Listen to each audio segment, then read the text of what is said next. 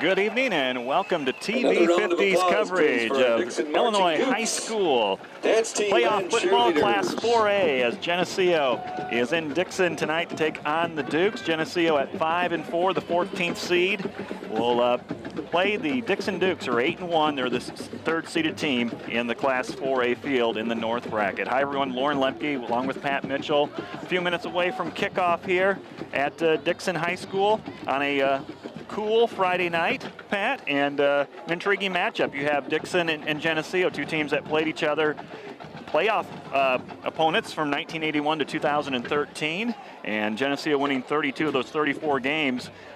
Dixon has moved on to the Big Northern Conference. They've enjoyed that move. They've been in the playoffs for the last 4 straight years, and they have quite the record at 8-1. Right, that was a good move for their football program to get to the Big Northern. There's still some good teams in the Big Northern as well. We've seen a couple of them. Way back when we saw Richmond Burton at one point was in the Big Northern. And then, of course, a couple years ago, Genoa Kingston, we saw them at our place. So it's actually a pretty good football conference. Rockford Lutheran from years past is out of the Big Northern. So, no, they've had some success since they've left the NIB 12. And we'll see tonight. I mean, we'll find out. Is a 5-4 Northern Illinois Big 12 team as good as a 8-1 Big Northern team? So I know some people are saying, well, their schedule's not like ours, and it's not, but you still got to play the game on the field. It's not played on paper. Everything's back to 0 here to start the playoffs. Dixon scoring 53 points per game. That is number 1 in the Class 4A field. It's actually number 2 in the state, right behind Peoria High School. So 53 points per game. They're giving up 17. Geneseo comes in at scoring 20 points and allowing 20 points. Geneseo just an average team when you look at them on paper, but boy, did they play some football the second half last week, and Morris coming back twice to win that game 21-17. That's exactly right, and that's the type of football you're going to have to play throughout the playoffs if you're going to be successful. You can't just pick and choose when you're going to play like that. So let's hope we can keep our offense on the field and their offense off of it. If we're able to do that, that bodes well for us. But if we don't move the football and eat up clock and move the chains, we could be in for a long night. We're in the stands broadcasting, just stands on one side of the field, and so we are on the west side, and this field runs north-south. We've got the Rock River to the south of us, and Geneseo's in a kick from right to left. They're in their home away white jerseys with the green letters, gold pants, gold helmets, the Geneseo G on both sides, and the striped helmet, the 3-striped helmet.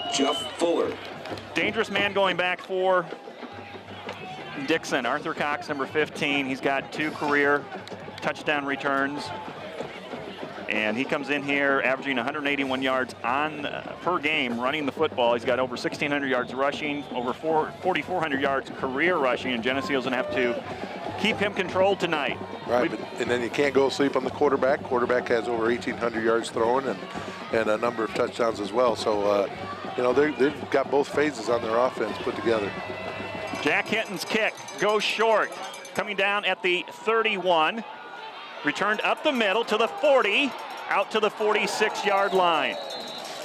Getting tripped up there, and good field position to start for Dixon. Again, 53 points a game, their lowest output, 42 points. They scored anywhere from 42 to 69 points this season. 8 of those games in the Big Northern Conference. That's the give and take with the pooch kick. If he catches it and has some room to run, then they're automatically in good field position. Spread offense. They'll go no huddle all night. They'll have 2 receivers on both sides, and then Arthur Cox will line up the lone setback next to their quarterback, Noah Wilcox. Wilcox to throw. And the pass is caught right short of midfield at the 49-yard line as they get it to Oscar Van Sickle. He's caught 40 passes this year and 7 touchdowns. And that play goes for 3 yards. 3 yards, as long as we keep the receiver in front of us and wrap up. That's the scary part about that. If they complete that pass, is the yards after the catch. So we've got to make sure we keep the receiver in front of us. 2nd down and 7. Wilcox. And ball is fumbled. Geneseo has it. It went right into the arms of Peyton Clausen at the 50-yard line. I don't know who stripped that away from Arthur Cox, but it was batted into the arms of Clausen. Without seeing the replay on that, it was obviously one of the, I believe, the interior guys, so that had to be either Howard or Brower or who's ever in there to start with, maybe even Holmstrom. But hey, there's our first break. Now we got to take advantage of it. Geneseo has it at the Dixon 49-yard line following the fumble by the Dukes. Isaiah Rivera will toss it to Raps, and he's dropped for a 3-yard loss back at the 46-yard line. You know, the one thing it is, this is our first real cold night, and that football's going to feel a little different. So we're going to have to make sure we take care of the ball. We've seen what happened to the other side with Dixon fumbling on their first running play. So we got to make sure we take care of the ball. Joining that backfield are two other senior running backs, Zach Olson and River Griffin. And Rivera, the sophomore quarterback. It'll be 2nd down and 14 for Geneseo. Second back Raps across midfield. Takes the pile with him to the 46-yard line. Geneseo looking at a 3rd down and 8. That's a nice run there. Second back through, belly 22. Looks like that Dixon's running a 5-2. I don't know what their normal defense is. A lot of it, I'm sure, depends on who they're playing whatever week. But right now with us, looks like they're setting up in a 5-2. Raps with over 550 yards rushing this year, 6 touchdowns. Griffin's got 244 on the ground this year, and Olson 348. 3rd down and 8 from the Dixon 46. Fullback. And it's River Griffin, close to that 1st down marker, right in front of us here at the 38-yard line. All right, I tell you what, it actually almost looks like a 6-2 there with the cornerback walked up as tight as he was on the far side. But River on a little cross fullback trap, able to get upfield. Boy, they didn't give him a very good spot on that, so we're sitting 4th and 1. Big play right away. Geneseo on this side of the stands. Dixon's on the other side. I recall Geneseo being over there before. You betcha. In games previously. 4th down and 1 for Geneseo. 9:35 to play in the first quarter. We're scoreless. Geneseo's first drive following a Dixon fumble. Raps stuffed at the line and pushed back. He's going to be short, and Dixon holds on down, and they'll get the football back. Obviously, the play that hurt us wasn't that play, is the play on 1st down when we lose 5 yards and get ourselves behind the chains. But you know, a couple decent plays there. If we do a better job on 1st down next time out and the rest of the night, you know, there's a good chance we can move the ball pretty well. 39-yard line. 9:25 left in our first quarter. So Dixon's going to start over here, second possession at the 39-yard line, 9:25 to play in the first quarter. Shotgun formation for Wilcox, looking out. Pass is caught at the 45, gets free at midfield, and tackled at the 42-yard line by Schwarzendruber, number 27.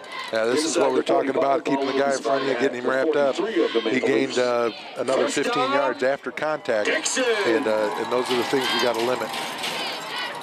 Van Sickle with the reception. He's their leading receiver in terms of targets, right behind Jared Harrison, number 32. 1st and 10 from the Geneseo 44-yard line. This is Cox up the middle. He's free. He's going to be gone to the 20, the 10, touchdown. Nobody got a hand on him, and it's a 43-yard touchdown run for Arthur Cox, who's got 33 touchdowns on the season, and Dixon on the board, 6-0, 9:10 to play in the first quarter. Right, they pulled both the right guard and the right tackle. In fact, you can almost see it from up here that the right tackle was going to pull because he was lined up just about in the backfield. You know, have to pay more attention to that in the future. He might be actually lined up in the backfield, which is illegal. But yeah, you got to attack the trapper. Extra point coming up here from Nicholas Clemens, number 58. He's 50 of 60 on the year, 83%. High snap. They'll get it on the tee, and it's blocked. So score remains 6-0. Dixon with 9:10 to play in the first quarter. That's what kind of lost their game last week. He missed a couple extra points. You know, they lost by 148-47 to North Boone. Right. And, you know, if they were 9-0, they'd be the number 2 seed versus Raby. So they lost 1 seed, and that's why they're here tonight at home against Geneseo. Well, it's a high snap there. The holder actually had trouble getting it down. Took him a little bit. Kicker held up, but we were able to get through and block that. Let's hope that pays off for us in the future. And we've noticed on, you know, Dixon's defense, they're kind of like Morris last week, where they start the offensive line, they just play one way, and then they bring in a quicker, smaller defense to try to close those gaps. Exactly. It looked like their linebackers are going to be pretty active tonight, too, the way they're coming up hard on that first down sweep. So, it's just a matter if they're going to put 8, 9 guys in the box, well, then you've got to get, we've said this before, you got to get a head and a hat on them, get your head and butt in a hole, and then there's possibility of breaking some long ones. They spread you out, and usually we have a safety in the middle of the field on a play like that and can stop it, but when they got 2 receivers left and right, really spread out that secondary. Well, Dixon's in a kickoff here from the 40-yard line. And it's Colton Pischke and Drew Rapps back at around the 13-yard line. About 40 degrees, game time temperature. Wind's kind of calmed down. To be a squib kick. Picked up at the 20. There's a little light drizzle coming down here. There's just Pischke. And he's going to be taken down for a loss on the play at about back to the 20. So really no gain on that return for Pischke. Geneseo's down by a touchdown. That type of return, you just get it and give what you can upfield, because by the time you actually get the ball, because it was a slow roller down there, you start running to east and west, and the return guys, or the return team is not the return team, but the kickoff team is down there. So little different field position. We'll see what happens. Geneseo starts this possession with the muddle huddle. They'll spread it out. Rivera under center with Rapps going down the line. Jet sweep to the right. Can he get the corner? Breaks a tackle and gets to the 25-yard line. It's a gain of 5. All right, they're definitely built on speed, and so it might be a 2 yards and a 4 yards and a 5 yards type thing, but it wouldn't surprise me if they're able to break one. Geneseo averaging about 4.5 yards per attempt this season. It's been a team that's really had to grind things out. They're not really a big play team, so they have to work to get the ball down the field and get into the end zone. Only 24 touchdowns this year for Geneseo. Second down, we'll call it a long 5. And it's Rapps who gets the call, a yard, gets past the 25. It'll be 3rd down and 5 for the Green Machine, down by a touchdown, 8:20 to play in the first quarter. All right, that's definitely a 6-2 they're running now. They got the guards and the tackles covered up, along with the defensive ends up tight. So figure out a way, cross a lot of times works well on that, the fullback. You might have to throw a little bit to open it up. After the stop by Schwell, it always takes us a little bit of time, it seems like, to get things going. Geneseo breaks the huddle. They'll line it up at their own 25-yard line. 3rd down and 5. Rivera. And he is hit as he throws the ball. It's incomplete. Got some backside pressure and looking for Zach Olson in the flats. It goes incomplete, and Geneseo will punt. Pressure on the quarterback. Jack Hinton comes in. He's punted 31 times this season. He's got a 34-yard average. That time that defensive end did a nice job of clogging up our offensive end, not letting him get a free release, because it looked like it was going to be some type of a quick pass. And it wasn't there to start with, which means that Dixon. Isaiah had to pull it back down and look at something else, and he was hit by the time that happened. 2 deep return men for Dixon at around their own 35. That one of them is Arthur Cox, number 15. Here's the punt from Hinton.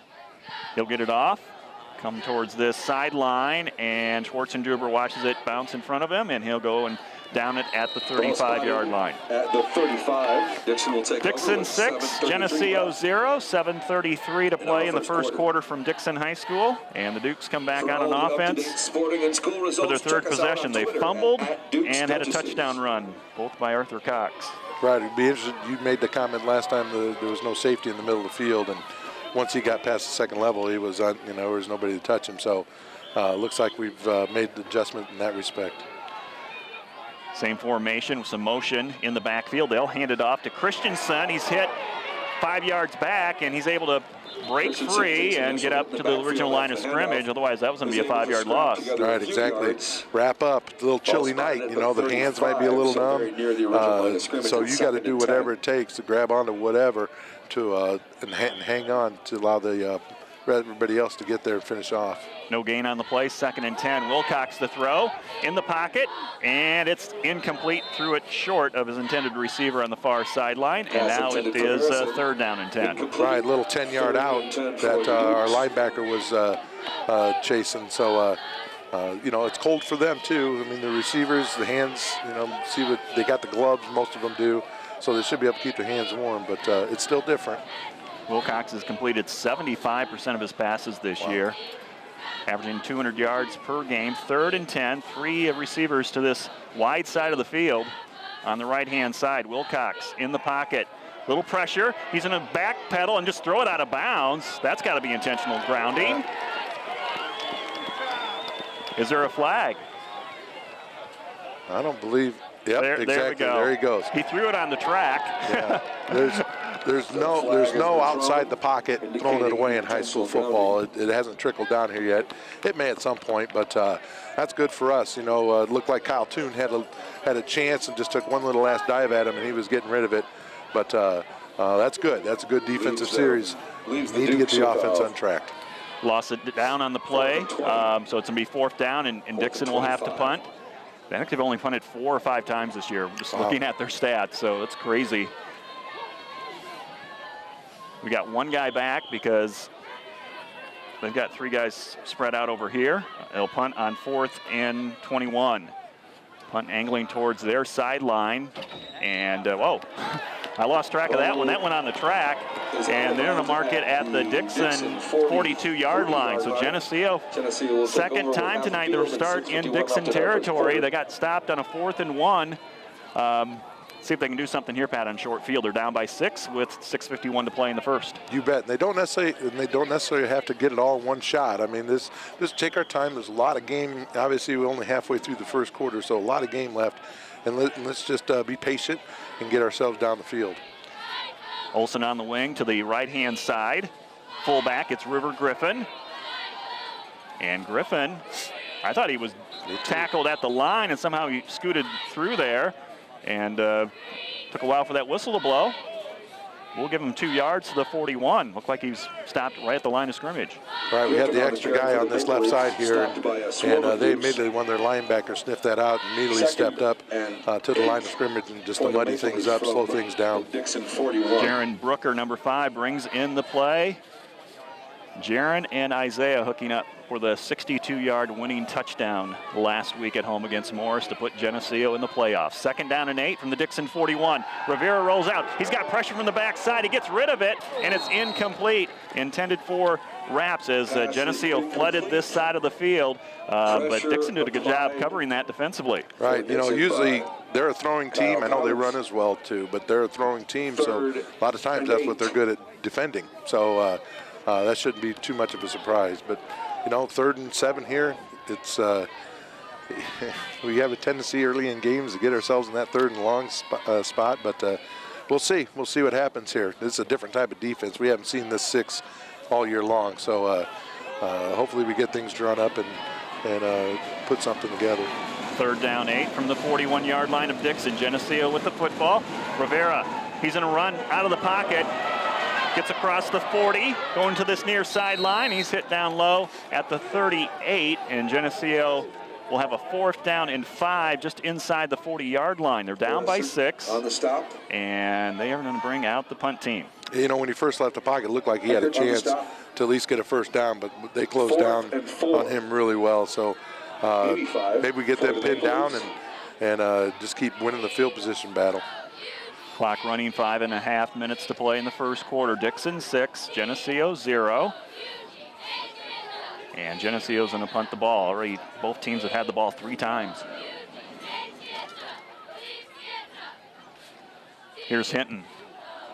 Spiral going inside the 10. It's going to hit at the goal line and go into the end zone for a touchback. It literally checked up on the goal line. At the 20-yard line. Balls at the 20. Talked about before, it's hard to go 80 yards without making a mistake, but with this offense, they appear that they can score from anywhere on the field. So we've got to play. We still got to keep playing down here. Subway sandwiches, candy, and soft drinks. I think Geneseo's still looking for their first down of the game, right? You're right. Dukes with the ball, up by 6. They start from their own 20-yard line. Handed off to Arthur Cox, straight up the middle. To the 35, the 40, and fumbles the ball. But I think Dixon falls back on it at the 42-yard line. Second time Arthur Cox has fumbled the football. But Dixon gets on it. It's a 22-yard gain. This is one of those things where we're going to have to stay solid at the line of scrimmage, because if we get some guys penetrating, some guys not, that opens up running lanes for him. And he's not a big stature guy, so he kind of gets lost behind those linemen.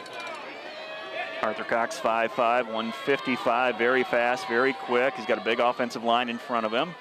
Wilcox in the gun. Quick out. It is caught by Harrison, and Harrison out of bounds on the Dixon sideline at the 48-yard line. It's a 7-yard pass. Right, just like that, with their success on first down, they're already at midfield, and they're a big play team, and I'm sure, and we're going to have to take care of business. Near midfield. Second down and 3 yards for the Dukes in their home purple uniforms, jerseys and pants, and it's Arthur Wilcox inside and bounces it to the outside down the sideline and pushed out of bounds. First down for the Dukes inside the Geneseo 45-yard line. Right, he's definitely reading the defensive end. If the defensive end approaches him, then he's going to hand it off to the running back. But if the defensive end goes with the running back, then he's going to keep it, pull it, and run. So it's good, sound offense. Just a matter of, can we be disciplined enough on defense? Football inside the Geneseo 45-yard line at the 44, 4:50 to play in the first quarter. Dixon 6, Geneseo 0. Wilcox in the pocket, nobody to throw to, and it's River Griffin with the sack. Penalty flag thrown in around that pile, and might have an offensive holding call. That's usually what happens. I think I'd take the play on this one, take the down. So. But you're right, he tried to set up and stay in the pocket, and we did a nice job collapsing the pocket. So that tells me that we must be doing a decent job downfield with pass coverage with our defensive backs. Geneseo with 14 sacks on the season. They get a sack right there. Yeah, a lot of it depends on if it's a spot foul and where it's going to happen. Yeah, there you go. It's a spot foul, so we're going to actually get another 7 yards. It's not like the NFL where they just take it from the line of scrimmage. So, yeah, making it first. Wow. First and lots. So no sack on the play. It's going to go down as a 10-yard penalty from the spot. So it's a first down and a long ways here for we got an official coming in from the sideline, and he wants a timeout. Coach Larry Johnson Jr. calling the timeout. And the clock stopped 4:43 to play in the first. Dixon 6, Geneseo 0. We would like to thank our corporate sponsors. That's a personnel timeout. He just wants to make sure we got all the right personnel on the field. With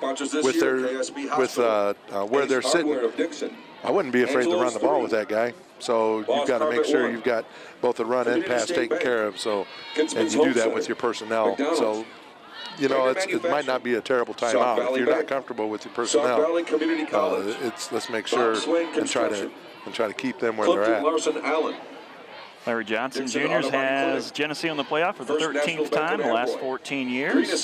He's now tied with Coach Denny Derricks for the most wins, 120 each. They're a little bit behind Bob Reed, but Coach Derricks is the offensive coordinator. Larry this year is the defensive coordinator and head coach. And we're back to football. First down, and it's over 20, probably 20 yards here. Looks about 25. Start from the 38 after that penalty. Pass is intercepted at the 45 by Geneseo. Peyton Clausen to the 35, trips and slides down at the 30-yard line. Second turnover in this quarter by Dixon, and Geneseo trailing by 6. They've got their best field position of the night, starting at the Dixon 30. Peyton did a great job stepping in front of that and just getting what he can. But here, this is the key right here. That's our second turnover. We weren't able to take advantage of the first one. We need to take advantage of this one. Only the third interception thrown by Noah Wilcox. He's thrown the ball 200 times this year. Geneseo ready to line it up at the Dixon 30-yard line, down by a touchdown. Second back, it's Olsen to the 25, and he's tripped up as he gets to the 24. It's a 6-yard run. One man to beat. He would have been in the end zone. Right, on their defense, they've got the two interior tackles that are responsible for the 4 and the 6 hole, the A gaps. The two exterior tackles are responsible for the C gap, and then those linebackers, that's the 2 and 8 hole, and the linebackers are responsible for 3 and 7. Get past that linebacker, get a piece of him, we'll have more plays like that. Second down and 4. It's Olsen again, and Olsen trying to get over I think it was River Griffin in front of him throwing a block. He could not get over the pile. That was Billy Blazer, actually. That's what they're doing. They're bringing those linebackers really hard to try to stuff things up right at the line of scrimmage and not let us get any momentum. How do you counter with that, Pat? Usually some type of a quick hitter and see if you can get past them. Not even block the outside tackles, the exterior tackles, and send your tackles inside to the linebacker. Some type of a dive. 3rd down 3 for Geneseo, still trying to pick up their first down of the game. There's River Griffin to the 15, down to the 10. Griffin taking the pile with him inside the 5. It'll be 1st and goal. Geneseo at the 4-yard line. Then what we run there is a cross, and that's what our tackles do. We actually pull the guard, the 6th guard, that was 36 cross, and then our tackles actually get down into those linebackers. But that's the other thing you do is you run cross, you run River Griffin right up the middle, or some type of a quick hitter to get past them. Ball at the 3-yard line. 1st and goal. Geneseo down by a touchdown. 3 minutes and 5 seconds to play in the first quarter. Olsen, and he's dropped at the 3. Solo tackle made there by Dixon. Right, we're struggling with plays that take a while to develop. Even that one, we're running away from it, but they're still bringing that linebacker hard, even though our motion's going the opposite way. But that in here, you might just go foot to foot and say and what's called wedge blocking and just try to steamroll them. Try to power your way into the end zone. 2nd down and 3. 2nd and goal from the 3, I should say. Raps in motion. It's Olsen. He's in a get to the, boy, I thought he had it there. He got wrapped up from behind at the 2. Same thing, faking the fullback to the right, and it takes a little longer to get the wing back, the fullback down back to the left. Cross buck action. But right now their linebackers are playing really disciplined and not biting on the fullback. You're hoping that the linebackers bite on the fullback and give you a little crease, but not that time. Think we'll run a quarterback bootleg here? Very, very well could. I don't know if they're keen on Isaiah at all, but they're in the wishbone formation. 3rd and goal from the 2. It's Olsen. He gets to the goal line, gets stood up. Can't believe he didn't get in. Can't believe he didn't get in. That looked like a touchdown from here. Yeah.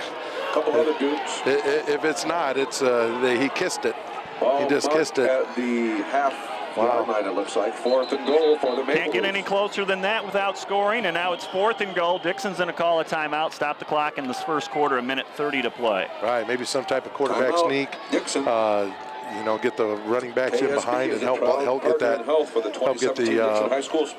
linemen to their blocks, and so Isaiah can just get that ball across the goal line. But you need to score here. You've got to score here. Dixon sports. Last week in the Morris game, in that second half, Geneseo converted those 4th downs, including Drew Raps, 4th and goal at the 1. Yeah, we need to pick those up tonight here. Right, we didn't get 4th and 1 earlier out here at about the 35 or so, but at the half-inch line or 6-inch line, we need to get that done.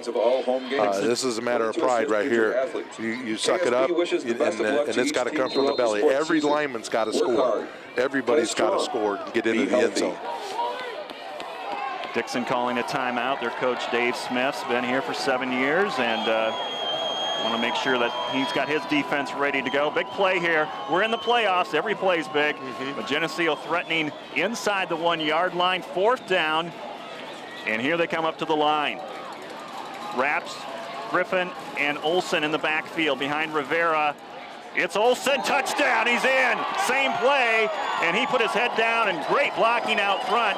And here comes the extra point team and Jack Hinton. That's, that was key. That was crucial, because if you don't score there, then you might have, that obviously helps them momentum-wise, but makes our guys start wondering. And so, but we got a chance to take the lead here with a minute and 26 to go in the first quarter. Jack Hinton out of the hold of McConnell. And his kick's going to go over the Dixon Middle School crowd, and it's good. Geneseo leads at 7-6 in this first quarter, a minute 26 to go. Hey, we scored in the first quarter. We don't do that very often. We do not. No. And We only had 17 first quarter points coming into this, and I thought one of the keys tonight, Pat, was getting a touchdown in the first quarter, especially with this explosive offense. So right now, Geneseo's got the lead, 7-6. That's we've seen it already. It doesn't take much. That guy gets a little bit of a crease, little window, and he's gone. We got to make sure we wrap up and take care of and hang on, and take care of tackles. 30-yard drive for Geneseo. Took 7 plays, 2 minutes and 8 seconds. A 1-yard touchdown run from Zach Olson. Jack Hinton staying perfect on the season in extra points. Right, set up by an interception by Peyton Clausen. It's sure that's a good way to start. So Geneseo gets 1 out of 2 turnovers to turn into points. Who got the initial fumble recovery? I got to think. Is it Peyton Clausen? I think he so. He did, yeah. Bounced right in his arms. Yeah, exactly. So, he's got 2 of them in the first quarter. Must have a magnet on him or something here tonight. Hope he can have 8 by the end of the game if you average that up or keep that ratio. Hinton's kick coming down inside the 20. And there's a nice tackle down low, making the tackle down there. Sanchez on the that's the guy. That's one of the guys that you want returning the kick. That's for sure. Ball to the 27-yard line. If we get about a 40-point lead, let's go ahead and kick it to that guy and see what he can do. But until then, you kick it away from him. It was Justin Perrin that made the tackle. 87. So here's Dixon. Down by a point. They start from their own 29-yard line. Wilcox will hand it off to Cox. He slips, making a cut, turning it upfield. Right, no safety in the middle of the field, so you better make sure he doesn't get past that second level. About 8, maybe 7. Give Cody Brower the tackle. In the right place at the right time. This is Dixon, I think, 5th possession in this first quarter. Wilcox to pass. Almost a wide receiver screen. He gets it out to number 24. Geneseo over there, but he clearly got him stopped about a yard short of the first down. Right, we could have had him. We could have had him after about a 1-yard gain. Billy Cosgrave had a beat on him, but he just ran right by him. This is what we're talking about. He needs to break down and keep him in front and use that sideline as a 12th defender and make it a 4-yard or 2-yard gain instead of a 6-yard gain. 3rd and 1. Wilcox hands off to Cox, and he's got the first down right in front of us at the 39-yard line. That'll stop the clock with 24 seconds to play in the first quarter. That's enough for definitely want to keep him penned in. We want more to a nickel or a 4-3 type defense instead of our 5. And that's why we don't have our safety Brookers over here on the slot receiver on the left side. 1st and 10. Wilcox, another completion over to Elijah McGlown. And boy, he's a slipping through defenders. Nobody making tackles over there for Geneseo. And it's going to be another first down here for the Dixon Dukes. Yeah, need to get them wrapped up. Get them wrapped up, get them to the ground on first contact. Right now, I'm pretty impressed with the yards they're getting after contact. That's a first down, Dixon. Not satisfied with letting this clock run out in the last few seconds. They're on a play here, down to 5 seconds to play in the quarter. 1st and 10 at midfield. Arthur Cox sweeps to his right, trying to turn the corner, and he's got it, and he's gone. To the 20, the 10, touchdown. Good downfield blocking by the Dukes. Setting up a lane for Arthur Cox, his 2nd touchdown of the quarter, as the quarter comes to an end and Dixon's up 12-7. Once again, that's a pulling lineman, and there's nobody fouling that lineman. Or getting out here for contain either. So we've got some things we need to talk about on the sideline as far as getting guys in the right position to make plays. Dixon is going to go for 2 here. They kind of got in that situation again last week where they missed some extra points and then had to start going for 2-point conversions. They lost by 1 last week in the regular season finale. Wilcox looking to the end zone. He's got a guy, and it's Harrison who makes the catch in the corner. And that makes the score 14-7 following that 2-point conversion. That will end the quarter. Right, little pick play there to, they didn't actually run into him, but then our defensive back has to get around or go around the outside receiver who's running the slant, and that it frees up the slot man to the flat. So, yeah, like I said, just like that, he is that good, and we've got to find a way to get a hat on him sooner. So at the end of the first quarter, it's the Dixon Dukes 14, Geneseo 7 in this 4A playoff game. This TV 50 telecast is sponsored in part by Hazelwood Homes, Dairy Queen, Eric Henderson and Greg Anderson of Country Financial, Turpins of Geneseo, Geneseo Telephone Company, Central Bank, B&B Lawn Equipment and Cyclery, Vandemore Funeral Home, Hammond Henry Hospital, ProTech Auto Body, Village Home Stores, Liberty Village, Farmers National Bank. Please patronize our sponsors and let them know you appreciate their support of this TV 50 telecast. Second quarter about to get underway. Dixon closing out the first quarter with a touchdown run from Arthur Cox. They lead 14-7 over the Geneseo Green Machine. Here's the kickoff. It's going to come down to Colton Pischke at the 16-yard line. Pischke out to the 25, stopped at the 29-yard line. Much better getting the ball secure and getting upfield. Sanchez on the stop for Dixon. Yeah, now just shy of the 30-yard line. This is a situation where the offense can sure help out the defense by keeping them off the field for a while. Geneseo on their last possession scored a touchdown. They just had a short field of 30 yards. They picked up a key first down to set it up, first and goal, and then punched it in on 4th and 1 from Zach Olson. From the 29-yard line, counter play to Olson, and nowhere to go there. Kind of lost him in the pile, and he may have lost a half yard on the play. Right, that's one of the long counter plays. That outside defensive end on the stop. Motion went away from him, and he just come flying hard that's a loss of automatically. Where I'm sure his job is nothing but bootleg and counter coming back. So he was sitting there nice and ready for Zach on that. Rivera's going to come over to the sideline, then run back to the huddle. So no end coming in with the play on this second down and 11 call. Kyle Wise splits out wide to the right side, and Rivera's going to try to throw and gets rid of it and throws it incomplete. Had nobody open, just got rid of it, and it's going to be 3rd and 11. Wouldn't surprise me if they throw a flag on this too, that we didn't have anybody over there.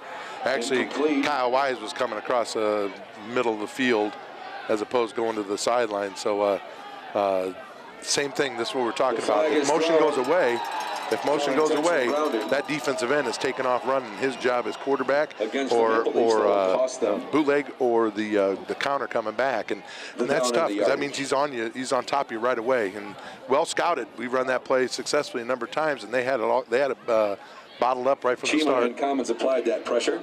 So that's a loss of down. Penalty is intentionally grounding on Geneseo, makes it 3rd down and 25. As they're all the way back to the 16-yard line. They need to get out to the 39. 3rd and long. Rivera rolls right, time to throw. Long pass to Wise. It's intercepted at the 28-yard line. I don't know if Kyle had a chance. That's when he's got to come back and get to that ball. He was just kind of waiting for the ball to get to him. But, you know, that's tough. That's a long throw, first of all. And it's a tough throw to make. But here we are. We've got ourselves in the situation again where we're going to have to keep fighting from behind. 4th interception thrown this season by Rivera. Chima for Dixon with the interception. Going to the end zone with a long pass, incomplete. Intended out there for their tight end, Van Sickle. Yeah, he had separation from Zach Olson over there. So, I mean, if that ball was on the money, that's a touchdown. He does get rid of the ball pretty quick. I know Kyle Toon didn't get blocked too heavily bad, you know, to slow him down too much, and he still wasn't able to get there. Here comes my guess is a run. Wilcox, a senior, 6'1", 170. Dixon at the Geneseo 27-yard line. 2nd down and 10. Cox up the middle and gets free, and it's River Griffin coming back to make the tackle, but it looks like another Dixon first down. Right, he's able to get past the linebackers, and we don't have a safety back there. First down you know, at the next level. Luckily, River Ugly River closed, you know, even though the play was 9 yards downfield, it still stopped him from getting a first down. They're going to stop the clock and do a measurement here on, see if he has the first down, or it'll be third down and very short, 11:32 to play. In the second quarter, it's Dixon 14, Geneseo 7, Class 4A playoff first round game. And inches short. It'll be 3rd and inches for the Dukes. Okay, so think about this. The 3 years ago or 2 years ago, when that guy was a sophomore, one of the starting running backs here was the Sterling running back, Sullivan. Okay. Yeah, Nyrell Sullivan. So they could have had both those guys in the same backfield. Dangerous. Dangerous. 3rd and inches from the Geneseo 17-yard line. Arthur Cox with the ball. Looking for that first down. He has it inside the 15, down to the 13-yard line. Off right side. Very tough to find him and bring him down. Kind of scoots right between our defenders. He does. He gets right behind one of those big old Poland linemen and just gets lost in the crowd. And then when you do get to him, he's pretty slippery. Turnovers. Dixon has 2, Geneseo with 1 tonight, and the Dukes trying to cash in on a interception. 1st and 10 from the Geneseo 13-yard line. Wilcox will check with the coaching staff on their sideline for a play change, and he'll throw. Going to the end zone, and as it intercepted, it's knocked down at least. Incomplete. Wilcox intended for Zach Olson had a huge interception last week to end that game against Morris. Good coverage against Van Sickle. Right, I wonder if the offensive receiver got his hand in there to knock that down, because Zach had outstanding position on him. 2nd down and 10. We're just under 11 minutes to play in the first half. Dixon 14, Geneseo 7. Dukes threatening here.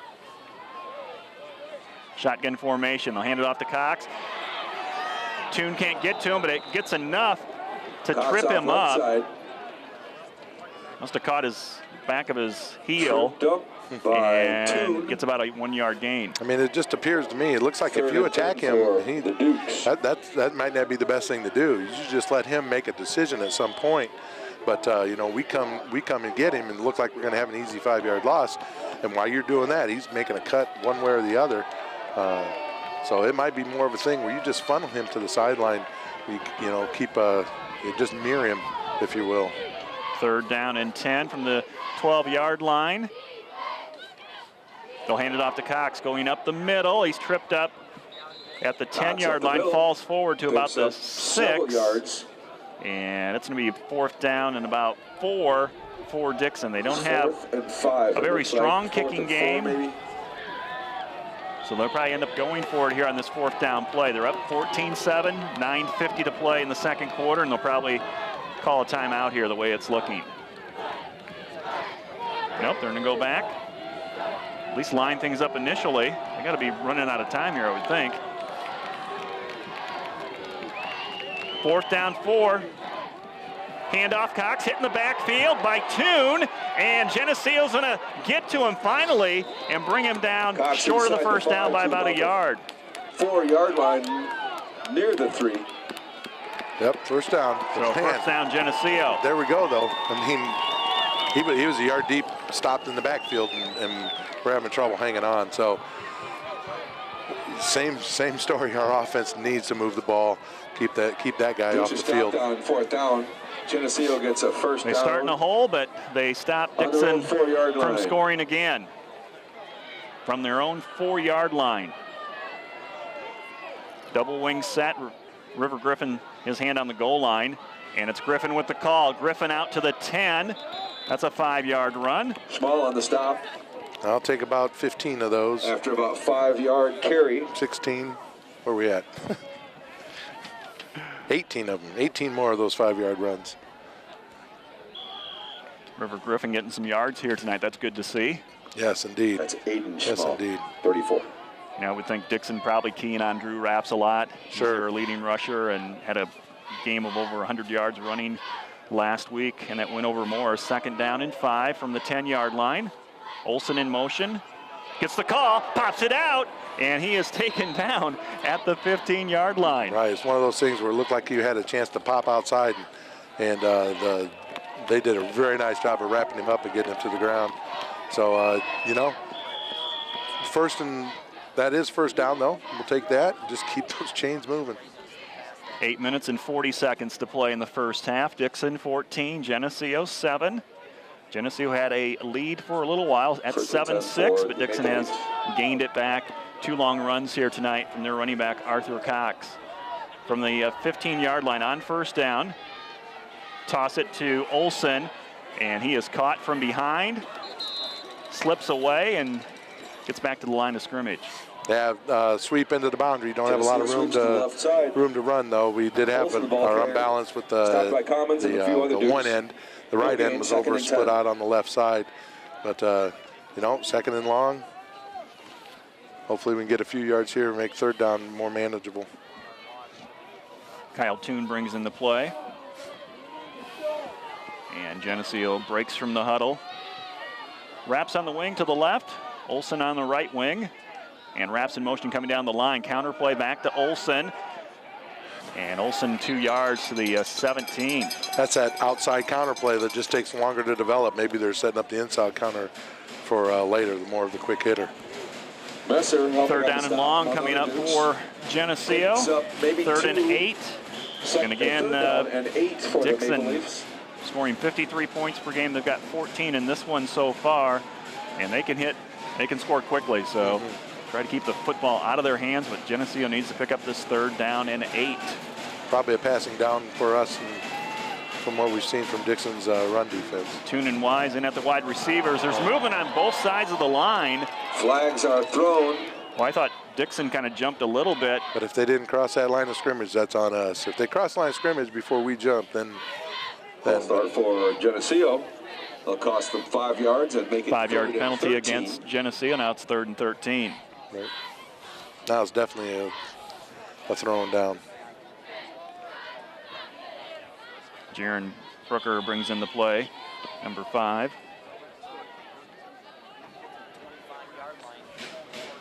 Clock running, now we're under 7 minutes to go in the first half. Geneseo down by 7 points. 3rd and 13 from their own 12. Rivera long pass down the Dixon sideline, single coverage, and it is knocked away, incomplete. Intended for Kyle Toon at the 45, and Geneseo will punt the football. Right, trying to get it all and then some in one long throw, but Toon was well covered running down that left sideline. Ball was there, just defensive man was too. So now we've got a punt, and our offense is going back on the field.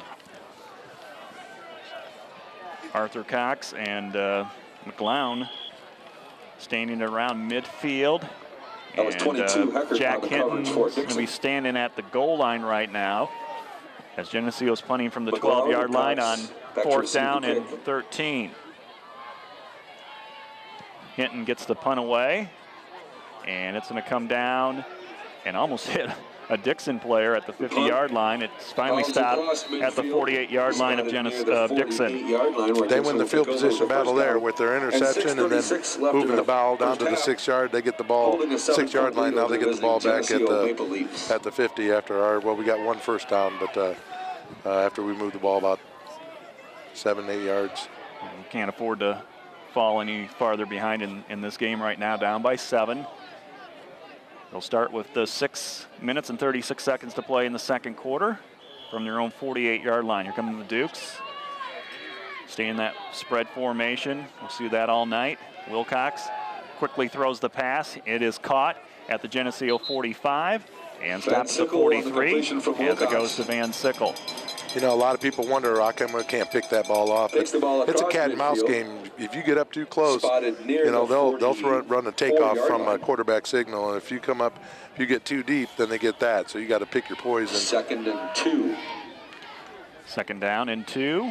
Then deal with this guy. Arthur Cox sweeping to his left side, gets around the corner and has a first down. He runs out of bounds on the Geneseo sideline, 37-yard line of Geneseo. That's what I'm saying. One little let up, and all of a sudden, boom, he's down out around our defensive end. So we must do a better job of defensive contain. 6 minutes to play in the first half. 14-7 Dixon over Geneseo. The Dukes have it 1st and 10 at the Green Machine 37-yard line.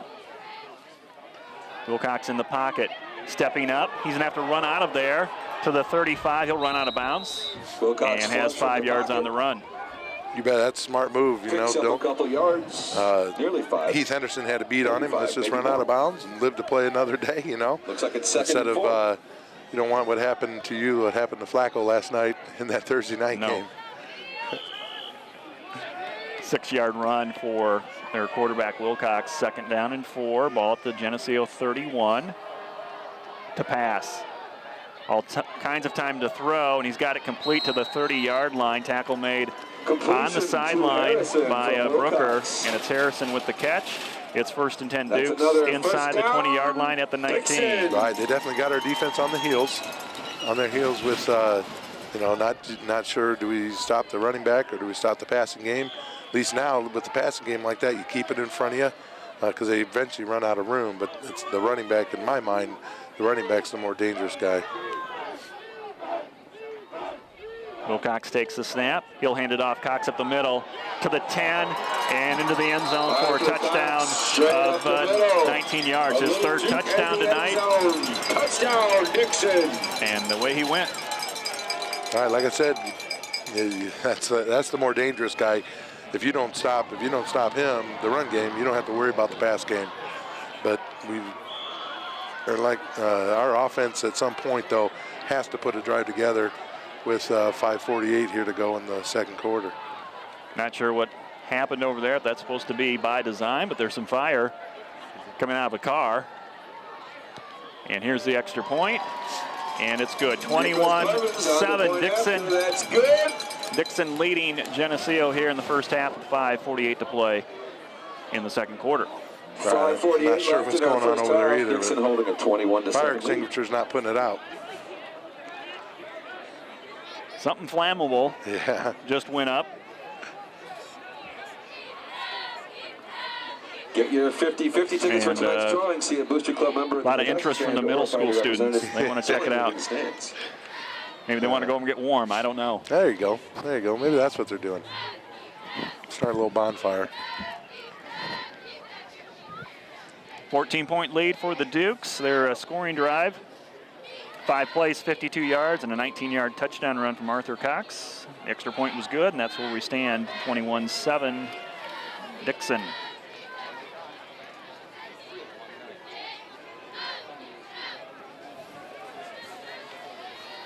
Drew Rapps, Colton Pischke cheating up at around the 20-yard line. Not expecting a deep kick here. Geneseo doesn't want to get a squib kick in front of him, though, and this is going to go over Rapp's head at the 15. He'll pick it up at the 9 and try to figure out where to go, and Rapps is hit at the 17-yard line. Return taken by Rapps. That's, you hit it. They were sneaking up, and then all of a sudden he kicks over top of their head and puts us in a bad spot. So near the 15. 85 yards to go. It's going to be tough. It's going to be tough sledding if this drive is like everything else we've seen. The only drive we've had was the 30-yard, when we started at their 30. So see if we can put something together here. Geneseo with 3 first downs in this first half as they trail by 14 to the highest scoring team in Class 4A. Option, toss it out to Zach Olson. Olson to the 30-yard line, and he is falling forward for a Geneseo first down out to the 38. So give them something they hadn't seen all game, and that play worked. I'm not sure. It almost looked like he just barely got that off, too. But Zach got an extra 7-8 yards by keeping his balance the way he did. Almost at the 38. Who knows? See if we can put a couple of those together and get ourselves into a scoring position. Wouldn't be surprised if we come back with the same play to this side. On 1st and 10, a ball out to the 38-yard line. Geneseo down by 14. They'll give it to River Griffin, and he's taken down at the ankles for no gain. All right, they're just diving in there in the middle and grabbing, like you just said, grabbing ankles and hoping they come up with something. That's the middle linebacker or one of the inside linebackers doing that. So when they got linebackers doing that, they're keying on something, and sometimes they'll miss. And then you run free. 2nd down, 9. Rapps in motion. Option play to the right. Rivera's going to keep it himself to the 45. Isaiah has a Geneseo first down. Close to midfield. They'll stop him at the 48-yard line. Right, really nice cut. You know, he knows there was no way he was going to get a pitch off. That pitch man was covered, and there was no way he's just going to keep running forward. He looked back, had a little cutback lane, and picked up another first down. Isaiah trying to catch his breath, I think, here. Looks like he's lost his hand warmer. He has Geneseo out to the 48-yard line. Back-to-back first downs there for Geneseo on this drive. And they got 4:44 to work with in this first half, down by 14. They get the football back to start the third quarter. On 1st and 10, Olsen going backwards, no gain. Like I said, it's tough sledding there. They're reading that motion and just jamming tight ends. Brandon Christensen try to take away the 2 and 8 hole, the C gap. So we have to figure something out.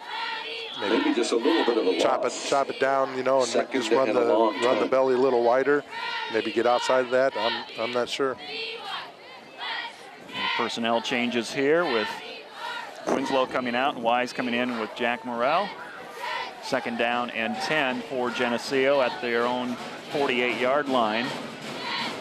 Rivera to throw, has Wise, wide receiver screen. Wise tackled up high, gonna have a face mask here. Or, yeah, who knows? I think it's a face mask. I hope you're right. Look like it. The stop. That screen pass. 2 yards gain. Yards, and there is a flag on the play. Nick Harrison, number 32, got his hands up by the face mask, and face mask. I'm glad when I'm right. Yeah, good call. Good call. You just never know where from that guy. That's usually what one of the 2 calls he'll make in that situation: face mask or a holding, you know, or illegal use of the hands. But looks like it's of the 5-yard variety, maybe. They called one last week for 15, so I guess near the 45. There's a minor and a major. Should still be 2nd down. This is a 3rd down for Geneseo. 3rd down and short. And Olsen trying to sweep, spins his way forward to the 45-yard line. He's going to be about 2.5 yards short of the first down. Right, they're seeing that motion and just bringing guys to the 2-hole. No, that should be. I must have missed something. That was the face mask. It should be 3rd down. It should be 3rd down. The face mask was on 2nd down. The face mask was on 2nd down. Yeah, exactly. I made that comment because the down marker had it wrong. Sorry, I thought. Confusion on downing there. That's 3rd down and 3 right now. Need a play. 10 on the play clock. 3 minutes to play in the first half. Geneseo's probably going to have to call timeouts. Geneseo takes a timeout with 2:58 left. You know, part of that is not understanding the down marker over there was wrong and not getting it corrected before we ran our next play, just to make sure. District 170 maintenance and custodial staff for all their hard work and dedication in helping to improve AC Bowers Field for the 2017-18 you got 3 minutes left, so school year. But if you do end up getting a little closer down there, you don't like to burn a timeout. You still like to have that second one with you. Purple and White stand has custom T-shirts. Geneseo with 1 timeout left. Show your school spirit by sporting down by 14 in this first half. Class 4A first-round game. Geneseo, the 14th seed, against number 3 seeded Dixon Dukes.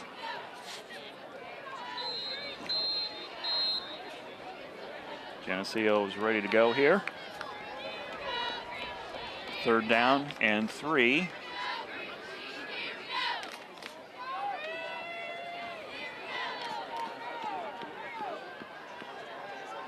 Trying to get Olsen out to that left side tonight. River Griffin's been getting some yardage up the middle. Might go to Griffin here. We'll see. 3rd down 3. Now they'll try Olsen again. Left side. Does he find a seam? He does. Olsen still going. Kind of lost him in the pile, but he gets past the 35 down to the 33-yard line. Cross midfield. And it's a first down for Geneseo. They keep moving. Right. That sweep turned up immediately, you know, not out to the sideline. So that's probably the route you have to go. They're fast on defense. It's going to be hard to outrun them to the edge. So get upfield as soon as you can, get what you can. Very nice run again by Zach. Ball at the Dixon 33, 2 minutes and 35 seconds to play in the first half. Geneseo down by 14. Here's River Griffin up the middle. Griffin pops it to the outside. Griffin still on his feet, tackled from behind at about the 20-yard line. It's a first down run for Geneseo. That's a nice play, a little carry for the Maple Leafs. Cross action. Another first down for Geneseo. We've said this before, fullback gut or fullback trap, but just straight at him, run right at him. Just shy of the 20. It takes care of a lot of the speed issues. Spot the ball at the 21-yard line. Clock running to 15 to play in the first half. Rivera option to Raps to the 20, Raps to the 15, brought down from behind at about the 13-yard line. It's an 8-yard run. Second down and 2. One timeout left for Geneseo as it nears the 2-minute mark. Stop for the Dukes. Yeah, we're getting into position. Now we've done that. Now we've got ourselves into position to score. We need to get the ball in the end zone. But you don't necessarily want to leave them a lot of time, though, either. 2nd and 3. Second down, 3 yards for Geneseo. And it's Raps to the 10. First down run, right inside the 10. So it'll be first and goal, about the 9.5-yard line. Geneseo scoring tonight.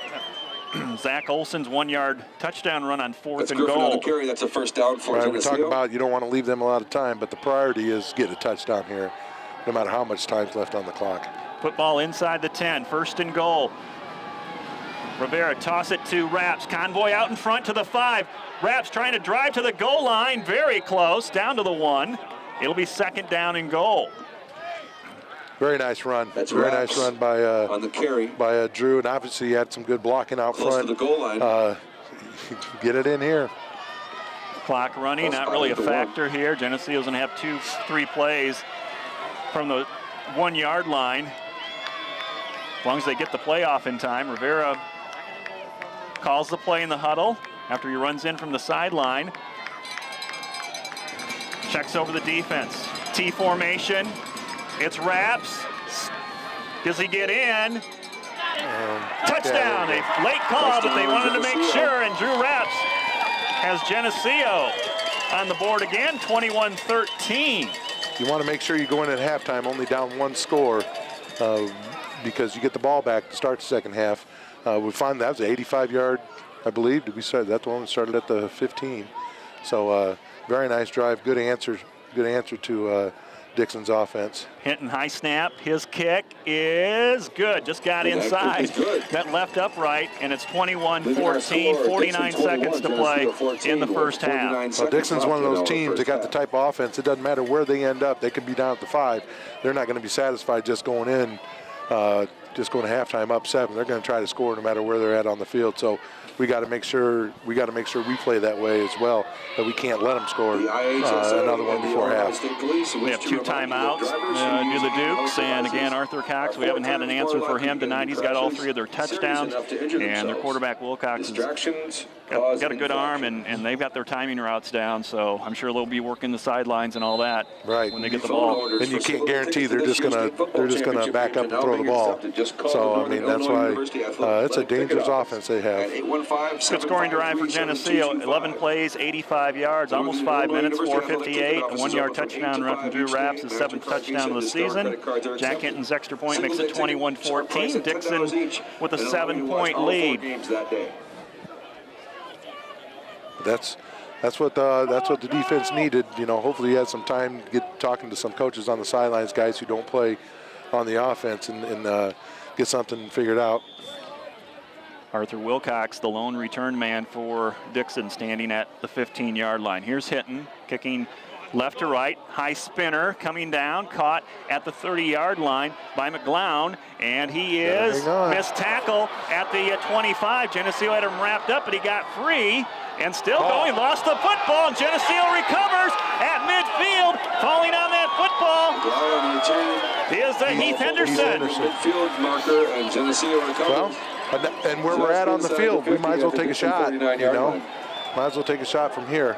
I know we questioned some a little bit last week about on 4th down not going for it, you know. A lot of it just depends where you're at on the field. So, hey, maybe we can get in the field goal range.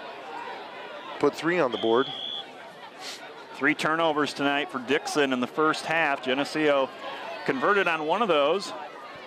They have 37 seconds to work with at the Dixon 49-yard line, down by a touchdown in this first half. Rivera under center to throw. 3-step drop, long pass, and could not get it to Kyle Wise. Incomplete. Yes, falls incomplete. 2nd and 10 for Geneseo. Little quick out route to Kyle that he's unable to reach, but that's not the worst thing. That's not the worst thing there. You don't want to throw the interception here either. So now you want to make sure you burn some clock. Dixon has 2 timeouts left. That was good as a timeout, and there's 34 seconds. So we'll see what Geneseo does here. They're down by a touchdown. Again, they do get the football back to start the third quarter, but maybe take a shot towards the end zone. Rivera rolling right to throw in the pocket. Long pass looking for Raps, and he's being pushed down the field. And there's a penalty flag at the 15. Raps being bumped all the way down the sideline, and he gets the call. A little hand fighting. I'm not sure if Drew would have been able to catch it anyway, but that's okay. That's not a rule in high school either, the uncatchable. Interference, passing interference on Dixon. And of course we are in Dixon in the crowd. To the right is Dixon, to the left is Geneseo. Right, and that's a 15-yard penalty in high school. It's not a spot. It's not a spot where the foul or the ball comes down at. So, but every little bit helps. Get another set of downs. Not that we have to worry about downs right now, but 28 seconds left here in the second quarter. We still have 1 timeout in case we need to get a field goal unit on the field. Now you got Isaiah who can throw the ball into the end zone from this spot. From the 34, 1st and 10, 23 seconds to play. The run, River Griffin up the middle. Griffin trying to get to the outside. And he is going to be tackled at the 30. And a timeout taken by Geneseo to stop the clock with 21 seconds to play in the first half. Don't want them to go sideways, though. We've already experienced that. We don't get a lot of yards going sideways. In this situation where clock's a factor, you just want to get upfield. And if you get tackled, you get tackled. Then you could possibly spike the ball, but we have to use a timeout there. Maybe River was thinking about getting out of bounds to stop the clock. For all the up-to-date sporting There's a little school breeze results, here right now. It's kind of blowing across the Duchesses. field towards the Dixon sideline. 21 seconds is what Geneseo has on the clock. And 2nd down and 6 from the Dixon 30. They're down by a touchdown, 21-14 in this first half. And again, Geneseo's going to see the football first to start the third quarter. Right. No timeouts left, though. So if we do get into a position where we need to stop the clock, we're going to have to spike it. See the personnel they have here for Geneseo. Kyle Toons in at the wide receiver position, and Kyle Wise. 2nd down, 6. No timeouts left for Geneseo. This is when they usually strike. No timeouts left, just like last week. 2nd and 5 from the 30.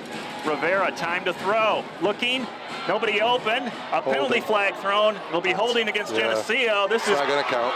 Looking for Kyle Toon, anyway. back of the end zone, incomplete. Right. Flag it's going to be a holding call, so that wouldn't have counted. But still. Holding against Geneseo. That's holding against Geneseo. Official ruling on the field.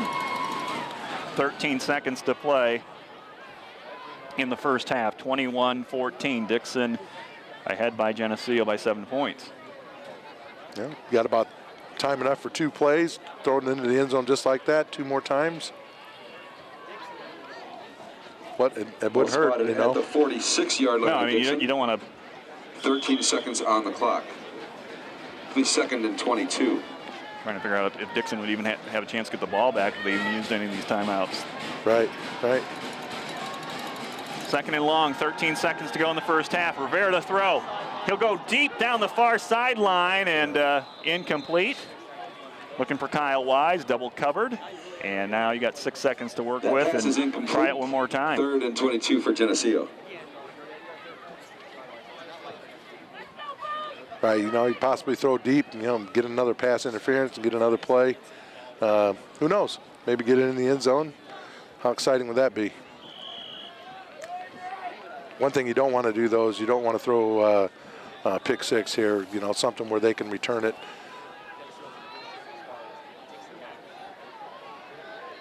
And he'll go, Rivera's going to go under center or the pistol. He's going to go under center on this one. Trips to the right. Geneseo will look to throw. Rivera scrambling around. He's going to heave it to the center of the field.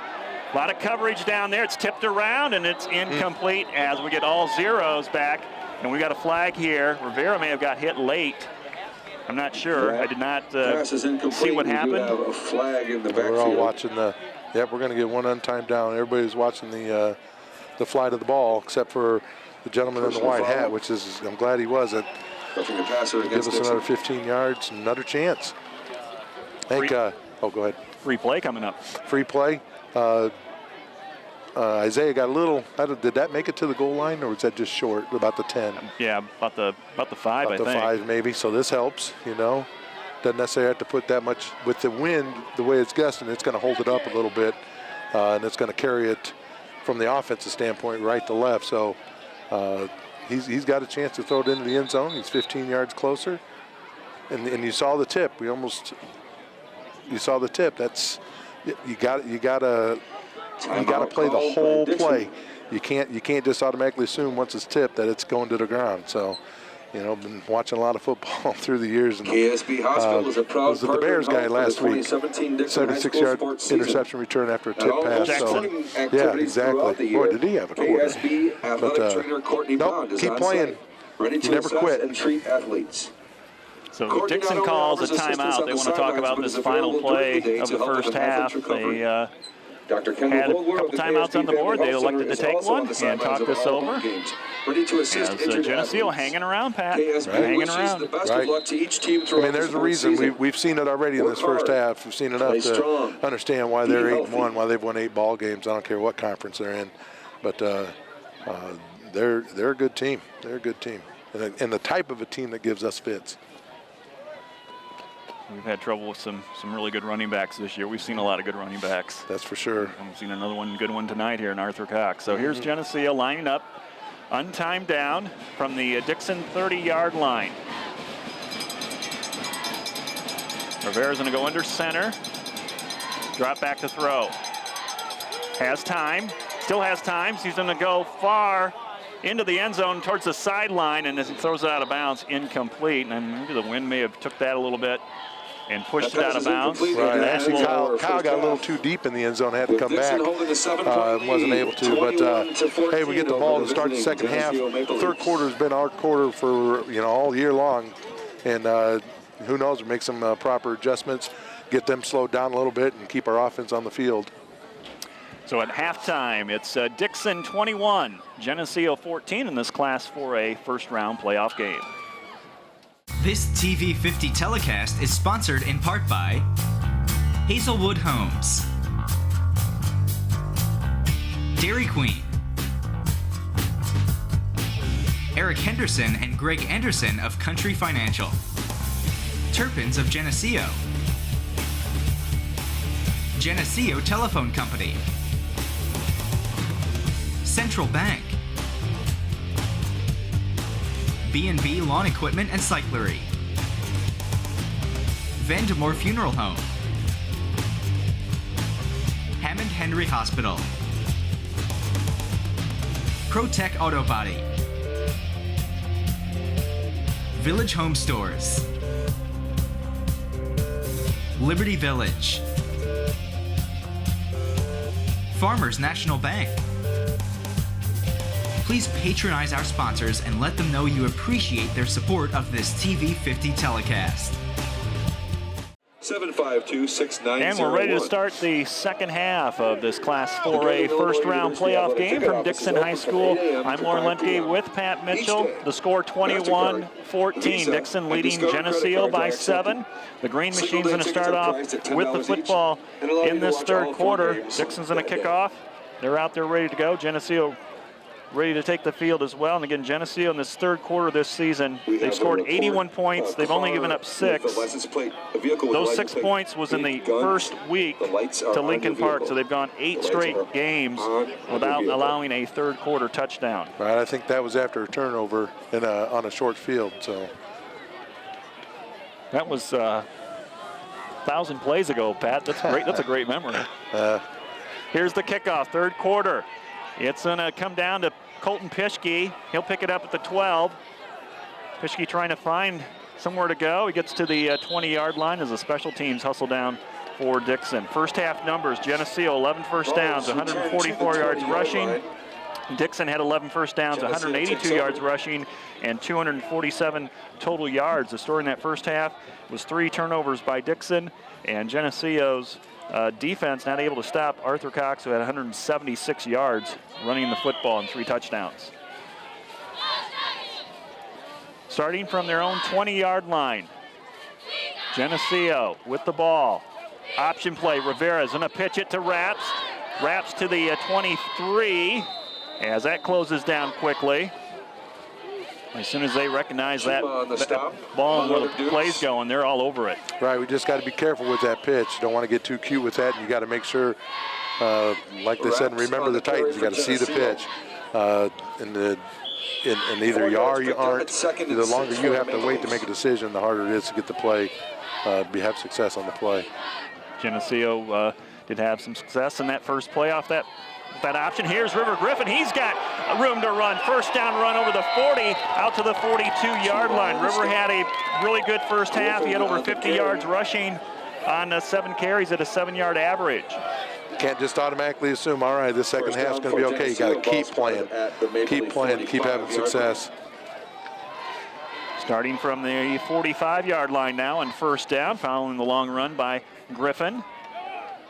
Second back, it's Raps. Finds a crease, gets 3 yards to the 48. Right, second back through.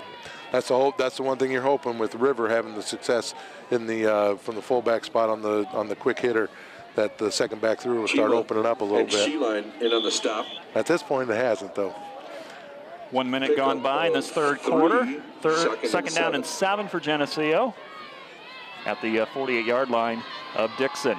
Olson trips as he gets the ball from Isaiah Rivera and loses 3 yards. It'll be third down and 10. Right, I don't know if anybody got a piece of him. I think he just tripped over his own feet there. The one thing with the chilly night, we haven't seen it all year. Sometimes the real grass will get a little glossy, a little slippery. So that could be an issue. We'll see as the night goes. We've seen a couple slips there in the first half too. Olson had 14 attempts in that first half, 51 yards. Raps had 27 yards rushing. Third and 10. Rivera complete to Wise. Can he get free? Stretches out to the 45. He's going to be really close. Yeah. That pass is complete really from close to Wise. That might be worth going for it if it's fourth down. At the Dixon 45-yard line. Oh yeah, inside he's over the 45. Nice spot. That's a good spot. First down for the Green Machine at the Dixon 45-yard line. Wise, his 24th reception. I love how he catches the ball and just turns and lowers his shoulder and gets what he can, gets upfield. Geneseo on the move, 3 first downs already from the 45-yard line. It's Raps, second back to the 40-yard line, and stood up, and after the whistle gets pushed down. Right, he's actually running that belly 48 a little tighter. It almost looks like a fake 36-47 instead of a 48, but or excuse me, fake 24, fake 34-22 instead he's going inside the 2-hole. Josh Decker's going to come in, give Wise a breather here on second down and 5. It's River Griffin out of the fullback position. Inside the 40 to the 39, and it'll be third down and 4 for Geneseo. 9:14 to play in the third quarter. Dixon 21, Geneseo 14. Yep, just same play, 34 across as he had that he ran earlier. Just make sure we get going, get those feet moving. Don't dance too long in the hole on that. Big third down for the Dukes. 3rd and 5. Rivera under center. He'll fake to Olson, taking himself, bootleg, gets to the 35-yard line. It's a first down. We haven't seen, I'm not sure we've seen that all year. Maybe once, maybe twice, but very nice with a little 19 keep off around the left side. So he got to the edge, got the first down. Nice play. So now you better start respecting that as well. Well, now you got to watch two guys, kind of like what Geneseo's doing, having to do on defense tonight. Exactly. Watching, is it a run or pass? First down, Geneseo at the Dixon 31, down by 7 in this third quarter. Griffin, fullback dive, up the 27. 4-yard gain. Little 36 cross or 36 trap, whatever you want to, whatever name you put to it. Griffin again pulling that left guard, trying to get up underneath him. Maybe 5. Looks a lot of people think that's a little misdirection, but actually that play opens more often, just straight up field like we're seeing tonight. Second down and 6 for Geneseo at the 26-yard line of the Dixon Dukes. Raps is going to check up with Rivera on the play call. Olsen in motion. It's Olsen with the call, and he's tackled from behind. No gain on the play as Isaiah carries out the play fake. Right, we didn't account for the linebacker on that. He came flying up into the 8-hole on our belly 48 and able to make the stop at the line of scrimmage. Third and long for Geneseo. They need 6. They're at the Dixon 27-yard line. Jaron Brooker replacing Winslow at the end position, and Brooker's going to line up wide to the left.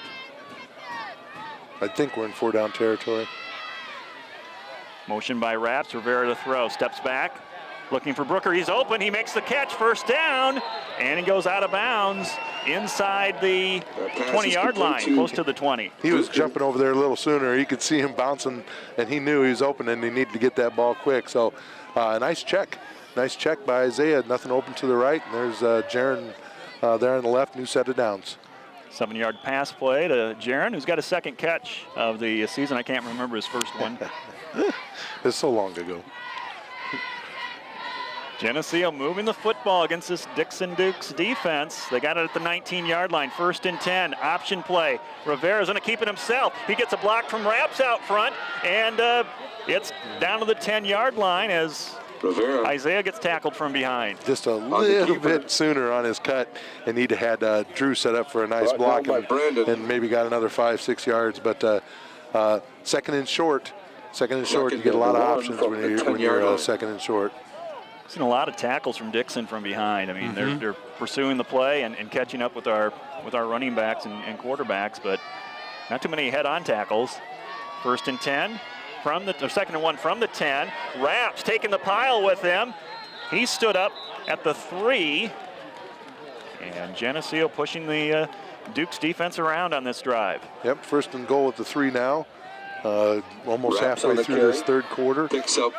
Definitely got to get our points here. It looks like it's 1st and goal from near the 4-yard line. Put it down at the 3-yard line.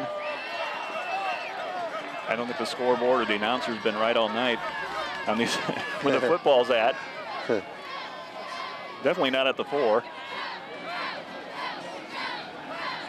Rivera under center. Griffin and Olsen behind him. It's River Griffin, the fullback. Can he get to the end zone? Stood up, still on his feet, and they'll just kill the play. On the carry. He's stacked up by several. Got down to the 1-yard line, running that little fullback trap right here inside the 5-yard line. Maybe a yard. 2nd and goal. Will be 2nd down. Goal to go from the 1-yard line as we just went under the 6-minute mark. So Geneseo's had the football for over 6 minutes to start this third quarter. Down by 7, looking to get a little bit closer and possibly tie this game up. This is what we were talking about earlier. This is the point where every single offensive lineman has to score. Everybody needs to get into the end zone. From the 1-yard line, Raps hit, lost on the play, back to about the 3, and it'll be 3rd down and goal. Same thing. As soon as we run that motion the other way, their backside linebackers are coming hard and taking away anything we want to run to the run back at it. Raps on the carry. He's stacked up. Geneseo's had it down inside the 10-yard line. From the 4. That's a loss of about 1. 2 other times in this game they've been able to get points. touchdowns tonight from Olson and Raps. Now looking at a 3rd and goal from the 4-yard line. Olson on the wing to the right side. They'll try a pitch to Raps. He's hit from behind, dives towards the goal line. He's going to be stopped by about a half a football. And now it's 4th and goal. Familiar situation for Geneseo. Looks vaguely familiar, but just on the other side of the field. Now we're in the south end zone as opposed to the north end zone. 4th down and goal from the 1. Geneseo down by 7 points. 4 minutes and 30 seconds to play in the 3rd quarter. Opening drive of the 3rd quarter. They line it up, full T formation. Rivera under center. He'll hand it off. Olson, can he squeeze in? Oh, he's calling him. He is stopped. And he stopped short. Dixon defense. Dixon stops Geneseo inside the 1-yard line. At their own 1-yard line. With 4:10 to play in the 3rd quarter. Score stays the same, 21-14 Dixon. Well, it's a heck of a drive. Just can't panic here and need to take advantage of their field position. They're going to snap this ball into the end zone to their quarterback. Can they? Can we get a safety out of this? I mean, they've got to be on about the half-yard line. Shotgun formation in the end zone. They're trying to get us to jump off sides is what he's trying to do. He'll take the snap, hand it off to Cox, and he squirts through, still on his feet, to the 10. And that's exactly what we couldn't have happened. I mean, 8 yards. Just whatever it takes to keep him in the end zone, or at least inside the 5, but now they got 2nd and manageable. Stops. Give him 8 yards on the play. And Druber for the Maple Leafs. Dixon checking the play on their wrist, and now Wilcox ready to take the snap on 2nd and 2. Hand it off again to Arthur Cox. Gets to the outside. Schwartz and Druber able to Arthur Cox steer him out of bounds, but he stays on his feet and runs out of bounds. Right, he does not go down by just simple contact. He's got outstanding balance, keeps those feet going on contact, and that's why he's having the success he is. Ball out to the 24-yard line.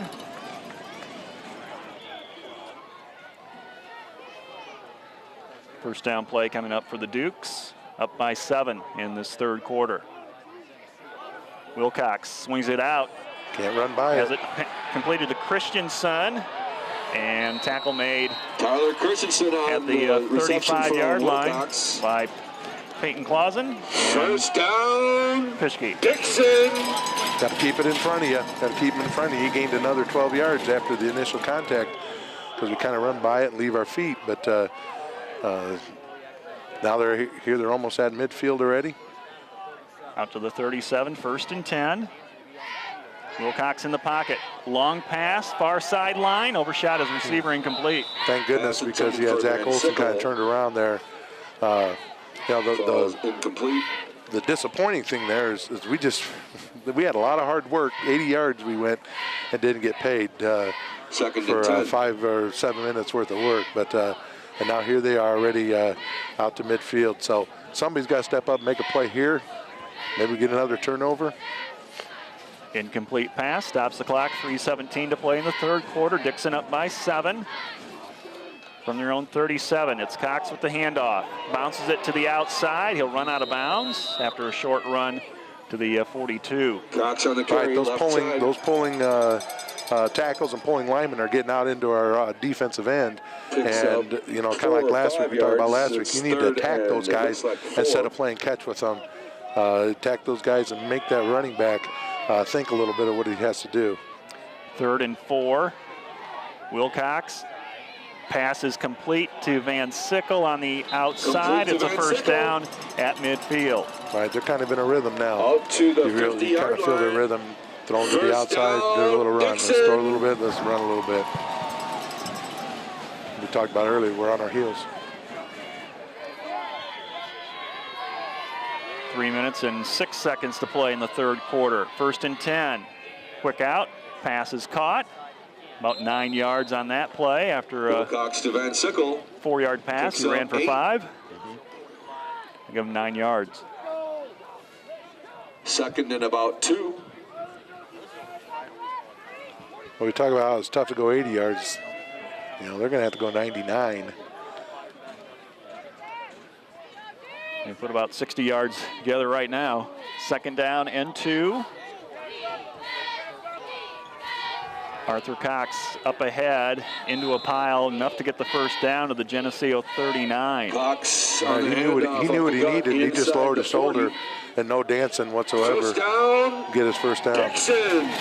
2 minutes, 29 seconds to play in the 3rd quarter. Dixon on the move. Down to the Geneseo 39, 1st and 10.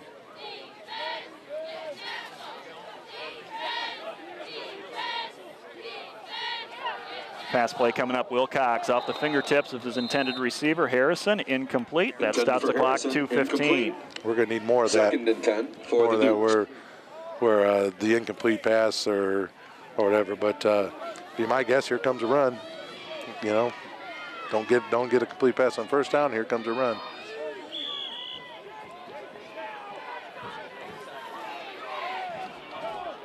Standing at the line of scrimmage, Duke's offense. They all look at their wristbands. Here's the play call. And Geneseo's again is looking at 2 receivers left and right. Playing up tight though on this. Yes. And it's Wilcox. Pass to Van Sickle. Short gain to the 36. Complete to Van Sickle. And it's 3rd down and 7 for Dixon. I guess they got me on my heels too, because just didn't know what was coming. My guess was run, and they throw the ball. Now they're sitting at 3rd and 6 or so. What was we at our 36-yard line? 3rd and 6, maybe 7. Yep, about 7. Let's hold them to about 5. Wilcox in the pocket. Pass to the far sidelines. Got Arthur Cox streaking down for a touchdown. Cox came out of the backfield. Nobody could stay with him. And it's a 36-yard touchdown pass for Dixon as they go 99 yards against the Geneseo defense. Right, little wheel route, and he just ran right by Schwarzenegger on that far sideline. 27-14. Flames coming out of the hot rod.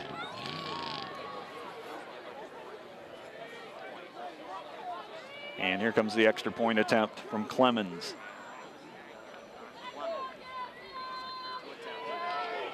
Kick on its way, and it's kicked into the ground. That's going to be a dead ball penalty, movement on the right end. So that's not going to count. 1:42 left. He pointed the wrong way, but they're just going to move him back 5 yards. The snap should have never happened, so going to move him back 5 yards. So they're going to put their offense back on the field. So no, I just heard somebody yell, can't we decline that? No, you can't, because it's a dead ball penalty. According to the officials, that snap never happened. Replay so the extra point attempt. Don't think their kicker can go 5 yards back and make it, so they're going to go for 2, and they'll go from the 8-yard line. Well, 27-14 the score. Offense is pretty potent. Give to Arthur Cox, sweeps to the right, turns it up, and he'll be short, stretches the ball out now. Did they say he got in? I thought his knee was down. Did they signal in or out? No, they didn't. He didn't get in. And that 2-point conversion is good. no good. Yeah. No good. There's the signal. Took a while. He got in, but and he stretched the ball out, but he was already down. Right. So the score stays 27-14. So maybe we'll. Well, we're down 7-0 in this quarter. We were 6-0 in this quarter. We've talked about how third quarter's been ours, and for a while there it looked like it for the first 7 minutes. But got stymied at the goal line. Are prohibited at the site and on any affiliated property. Turning point in the game. Yes. Oh, no question. Yeah. No question. There's been a couple of them, but that one definitely, if things don't go our way the rest of the way, we'll definitely look at that. We had an opportunity to tie the ball game another school or event venue property and build some of that confidence. On the date or dates of any IHSA event being 99 yards, 11 plays, 228, 36-yard touchdown pass. Noah Wilcox to Arthur Cox, and his 4th touchdown tonight. 3 on the ground, 1 through the air. 27-14. Short kick, scooped up by Geneseo, right out to the 34. Just got to go. Just got to run. Minute 37 to play in the third quarter. Geneseo down by 2 scores. They got to get some points on this drive.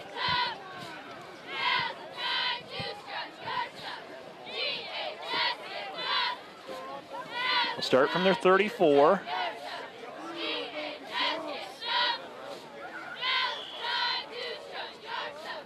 Going a tight formation. Olsen in motion. He'll take the toss, and this is Raps in motion with the ball.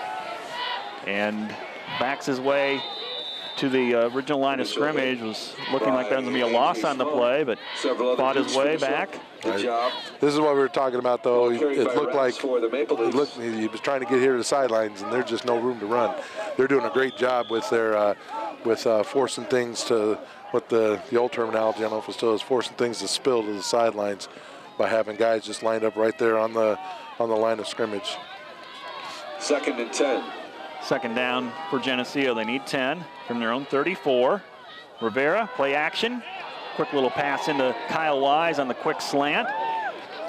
And that nets 7 yards on the play. Yeah, they switched their defense up that time. Instead of running the 6-2, they're running a 4-3. That's complete, and it's 3rd and 3 for the Maple Leafs. Ball spotted. Not sure why. They've had, near the 41. I mean, I know we had the nice long drive, but if we have another one of those long drives, we'll eat a lot of clock, and that's not. And if I'm Dixon, the clock becomes my fan. You know, I want that clock running. Clock is running here, under 30 seconds to play in the third quarter. 27-14 Dixon. 3rd and 3. Raps has the first down out to the 45-yard line, and that will stop the clock for a moment. With 14 seconds to play in the third, Geneseo doesn't have to snap the ball again unless they want to hustle up and get it. Let's do though. We need plays. Rivera hustles in, and down to 12 seconds at the line. They should be able to get this off. 8 seconds. And with 5 seconds in the third, they'll get it off. Rivera hands off to River Griffin, nowhere to go. Loss on the play of 1, and that'll end the third quarter. Griffin is stopped. So the Dukes do all the scoring here. Geneseo gets stopped 4th and 1 at the 1-yard line, and Dixon then turns around and goes 99 yards on a scoring drive to make it 27-14. Dixon leading Geneseo after 3. This TV 50 telecast is sponsored in part by Hazelwood Homes, Dairy Queen, Eric Henderson and Greg Anderson of Country Financial, Turpins of Geneseo, Geneseo Telephone Company, Central Bank, B&B Lawn Equipment and Cyclery, Vandemore Funeral Home, Hammond Henry Hospital, ProTech Auto Body, Village Home Stores, Liberty Village, Farmers National Bank. Please patronize our sponsors and let them know you appreciate their support of this TV 50 telecast. Fourth quarter starting up here from Dixon High School. Geneseo down by 13 points. It's Dixon 27, Geneseo 14. With Pat Mitchell, I'm Lauren Lemke. Geneseo's got the football, looking at a 2nd and 12 to start this quarter, and they need to get points on the board here. All right, need a little sense of urgency. Call the play once in the huddle, and let's get moving. You know, you don't want to rush to a point where you're making mistakes, but it's got to get going quicker. From the 43-yard line, Olsen steps a defender in the backfield out to the 46, a yard on the play. Handoff taken by Zach Olsen. 3rd down and up 4 or 5 coming up. It's 3rd and 9 for the Maple Leafs. You know, they proved they can score in a hurry, and you know, we have not. But down 2 scores, we need to keep things moving. We need to get our own rhythm going. 3rd and 9. Jaron Brooker brings the play into the huddle. Geneseo breaks and lines up. Olsen in motion. Rivera rolls out left, setting up. Throwback pass, looking for Brooker. and he dives and makes the catch at the 16-yard line. Yes, sensational catch. A nice catch made by Burke. Nice ball finding Jaron open and working back away from the defender towards the middle of the field. You know, originally Jaron comes this way, but what a catch. Nice diving catch by Jaron. There's big yardage. Like I said, you want to keep it moving. At the Duke 16-yard line, 1st and 10, Geneseo down by 13, 11-11 to play in the game. Option play, Rivera's going to turn it upfield. He's got room to run to the 5, touchdown! Isaiah Rivera, 16-yard quarterback keeper. Turn that up right away instead of letting that thing string to the sidelines. And that's where we, you know, not all of our success, but a lot of our success has been the sooner we get it across the line of scrimmage, the better off we are. So now it's up to the defense. Now it's up to the defense to do one of two things: stop, you know, get a turnover, or at least force them to punt. All-important extra point here from Jack Hinton, and Jack, he's money. 27-21. It's a 6-point lead for Dixon as Geneseo gets a quick score, something that they really needed. And the play on that was Jaron Brooker's pass reception. Isaiah threw it out there, and he went and got it. Isaiah, right. Isaiah, first of all, to find him, you know, knowing where he's supposed to be, and the second one throwing away from the defender, that he can go get it. Isaiah with the rushing touchdown. That's his 3rd of the season. Again, got to use him as a weapon, too, on the ground. So I think, you know, being 6'4", right. I don't know if those guys from Dixon want to tackle him. 7 plays, 66 yards, 3 minutes and 39 seconds. Overlap from the 3rd to the 4th quarter. 16-yard touchdown run by sophomore quarterback Isaiah Rivera. Hinton's extra point pulls Geneseo within 6, 27-21. Got to stop number 15. We have not had an answer for him all game. They look like they got their hands team as if we're going to onside kick this. Boy, I'd find one of the corners down here, the 10 at the at the 10 or so. Jack, go kick that. That's too early. Too early for an onside kick. I would think so. Well, I think you pooch it right over the second row here and have somebody quick go down and get it. Maybe outrun somebody, right? They change it up. Here's Hinton with the approach from the 40. He's going to boot it deep. And we're going to be called for offsides. Flag is thrown. So 5-yard penalty against Geneseo. Nope, have to kick from the 35, but yeah, that was put in a great spot. That might spread their kick return team out a little bit. That offsides penalty will... Well, now we got them set up for the onside. They won't expect it now. Right. Place the ball at the well, is that the for Geneseo to kick off to our the running back Arthur 15. Is over there, right? He's over there on the hands team. So kick it to this side, kick it away from him. He may run, pick up the ball. Yeah, exactly. Exactly right there. He's dropping. He's starting to drop back. Yep. Here's Hinton. He's going to boom it down to McGlown. He drops the ball at the 12. Lost it again. It's on the ground. He picks it up, and he's going to get hit hard, but bounces off of the defender. And now some hitting going on downfield as he gets it out to the 20-yard line. That was a head-on collision by Schwarzendruber, but couldn't wrap him up.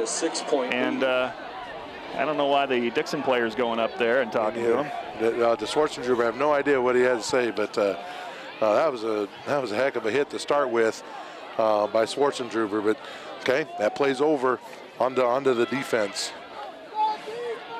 10:54 to play in the 4th quarter. Geneseo down by 6 points. Dixon has the football back. They start from their 20-yard line. Wilcox will hand it off to Cox. And he gets across the 25 to the 28-yard line. Up the middle.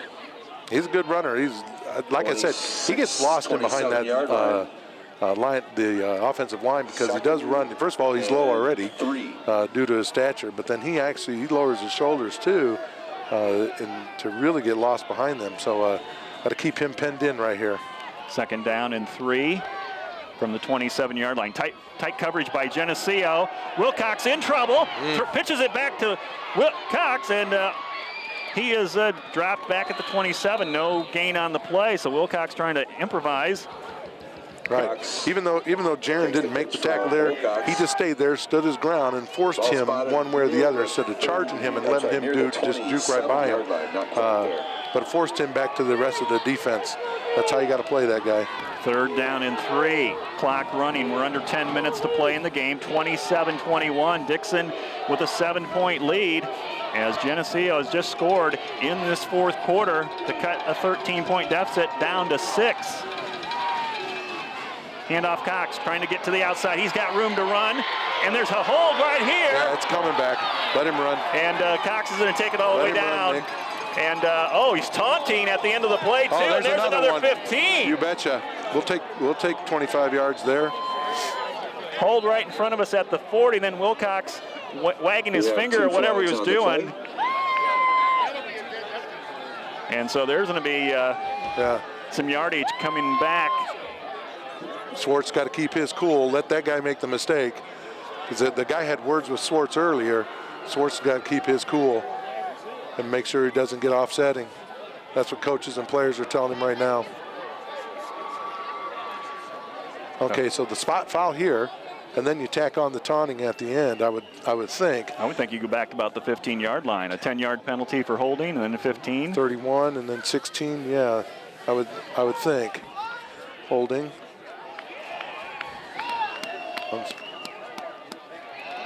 Okay, so I'm not sure if you have to decline them or if you can get them both. I'm just not sure. Because would the other one be a dead ball once you cross the line of scrimmage? I'm just not sure. Or once you cross the goal line, I'm not sure. We'll have to see what these guys do. They're going to, there's the holding. Okay, so that should take it to the 31. Okay. And here's the unsportsmanlike, and that should take it to the 16.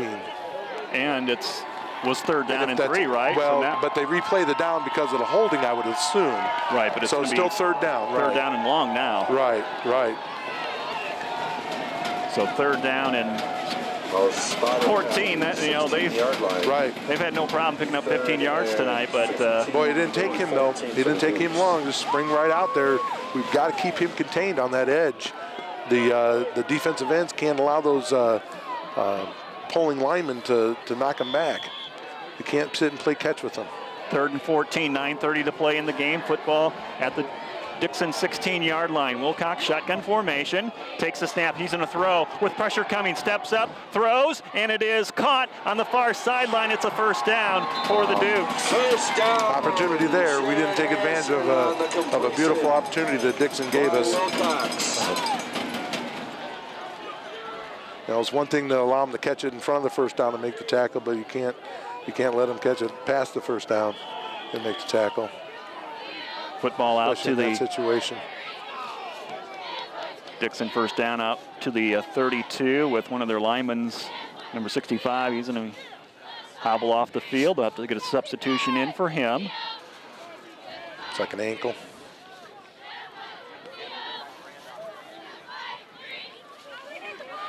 Well, here we go.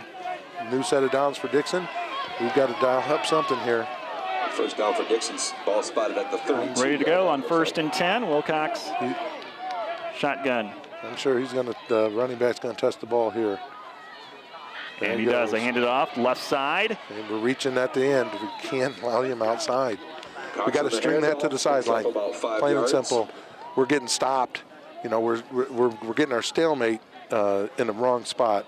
We got to figure out a way to get off that block and string that thing to the sidelines. By now, we should understand his speed, and we'll need to take better angles. 5-yard gain, about a 4-yard gain, I guess, on that play. So it's 2nd down and 6 for Dixon. Ran out of bounds, stopped the clock, 9:19. That'll help Geneseo. Wilcox to throw over the middle, long pass, and toward the sideline, and it is caught by number 24, Elijah McLeod, and he's going to go into the end zone for a touchdown. Caught at about the 30-yard line, ran all the way. There's 2 receivers and 2 defenders there. That's what I mean.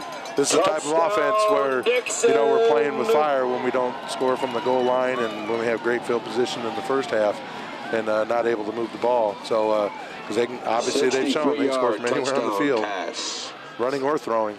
2nd touchdown pass from their quarterback, Noah Wilcox. And they're going to go for 2 with a 12-point lead.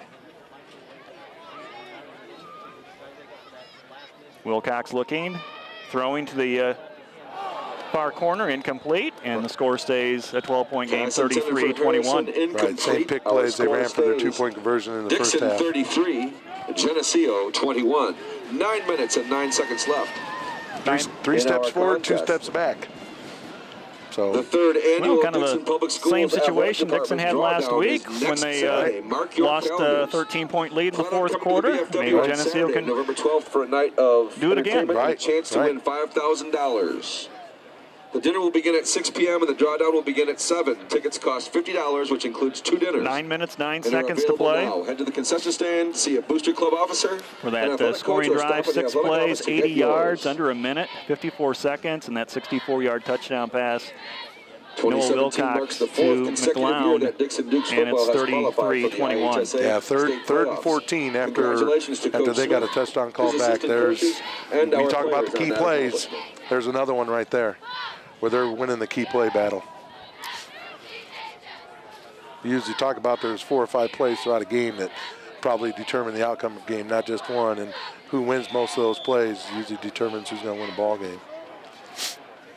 Kickoff is going to hit the ground, picked up by Geneseo. I think that's Clausen who came up and scooped it up and got out to the 40-yard line. So Geneseo, good field position, 60 yards away. They got to put it in the end zone on this drive, and definitely need another drive like they had last time. Nice return for the Maple Leafs. Couple big plays in there Ball spotted to get the ball in the end zone. The Geneseo 40-yard line. 3 touchdown runs tonight for the Geneseo offense. Olsen, Raps, and then Isaiah Rivera in this fourth quarter. Second back, it's Raps with room to run, and he's out close to midfield. Haven't blown the whistle yet. Now they do. And it looks like about an 8-yard run. Nice run by Drew on the Drew on the second back through. So that's a good start. Once again, you got a lot of options on second and short. 2nd and 2. I don't know what's going on. They're keeping Winslow in the game, and Wise is going to come out. Tune's going to split out wide to this near side. 2nd and 2, Rivera under center. Olsen goes in motion. Option play, toss it to Olsen, gets to the 45, and has a first down with a face mask after tackle at the 44. That tackle. Flag is thrown, that's a face mask. All right, we'll take that. Another 15 yards. That helps. That helps. We like it when the other team donates to our yardage. That should be 15, I would think. Face oh, yeah, mask most definitely. Against Dixon. Most definitely. So marking it off from the 45.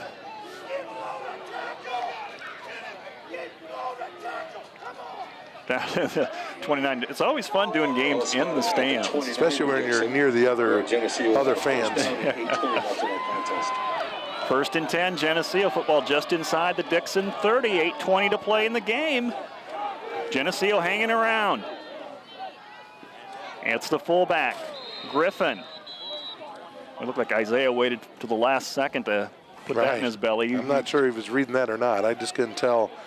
Little inside veer. Other Dukes helping out on that 3-yard run for River Griffin, number 47. On a 4-yard carry at 7. We're under 8 minutes to play. Fourth quarter, 33-21, 12-point lead for the Dukes. Second back, it's Raps. All right, even though they're playing a 4-3 now instead of that 6, they're still bringing those linebackers. Those linebackers are stepping up on any type of motion that we do just to try to take away certain gaps. 4 down territory for Geneseo. 3rd down, long 3. Ball at the 23-yard line. Just need to get inside the 20. Tune's going to split out wide to the right. Olsen comes in motion. Rivera's in a rollout. He's got Wise open, and he catches the pass at the 5-yard line. That's a heck of a catch Kyle made, sliding and behind him. Ball thrown near the ground. Nobody was going to intercept that one, so it's exactly where it needed to be. But what a catch by Kyle. That window closed pretty fast. It did. And he threw more of a bullet that time, too, so the DBs didn't have a chance to pick it off. Football at the 6-yard line. They'll wind the clock. 7:05 to play in the game. Geneseo down by 12. First and goal from the 6. Toss it to Raps, trying to get to the right end, and right. Just like first play of the game, as soon as they see that ball pitched, man, they're coming. That outside linebacker is coming hard to take things away from our sweep. Somehow we're not being able to get a hat on that linebacker every play. Stayed in bounds, so the clock running down to 6:35. Second down and goal from the 6. Josh Decker split wide left.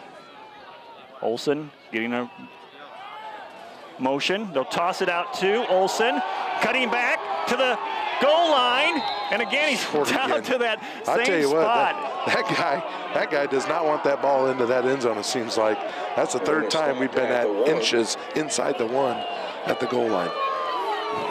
And I think the Geneseo crowd's right with you, Pat. I mean, how's that not a touchdown? Third and goal from the 1. That's an incredible play, though. That's a dangerous play, but nice job by Zach after getting the pitch to cut that back inside and get what he could, because it didn't look like he was going to get much. Come on, quarterback sneak it. It's Olsen, touchdown. Geneseo 33-27, down by 6. Extra point pending. No question on that one. That's the way to do it. You take any guesswork away.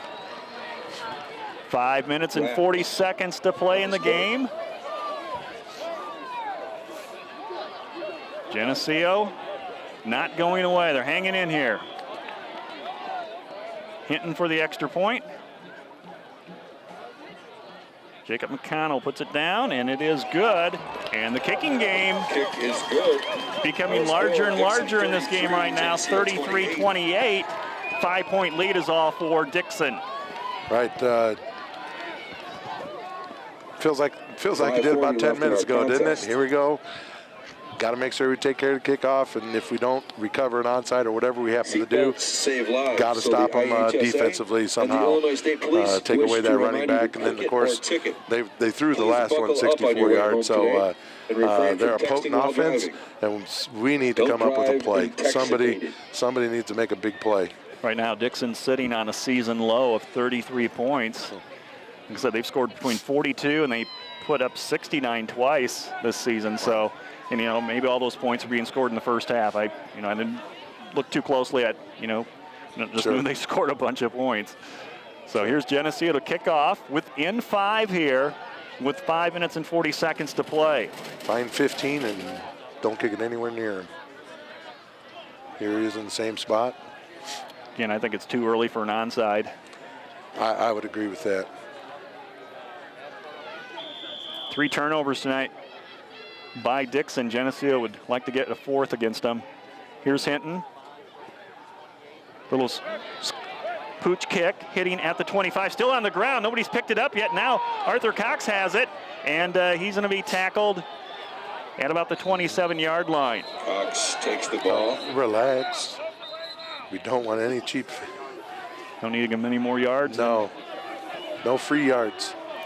But he did end up with it, and we had him covered up, so that's good. But that's how fast he is. He was on the other side of the field when that ball was kicked, and come sprinting back to pick that up in front of the deep guy. 5.5 minutes to play in the game. Dixon has it at the 27-yard line. Geneseo defense. Hey, the crowd for the Green Machine, they're chanting defense. We got to stop number 15. They snap it, they'll run it. Off left tackle, Cox straight ahead to the 33. Of course, I'm going from my coaching standpoint, but I don't think I'd put that ball in the air as long as I had that guy able to run the ball. Henderson and Toon make the tackle for Geneseo. They're going to take this clock down as long as they can. There's the play clock there, down to 15. Second down and 5. Down to 5 seconds on the play clock. Nobody's on the slot receiver. There he goes. Cox running forward.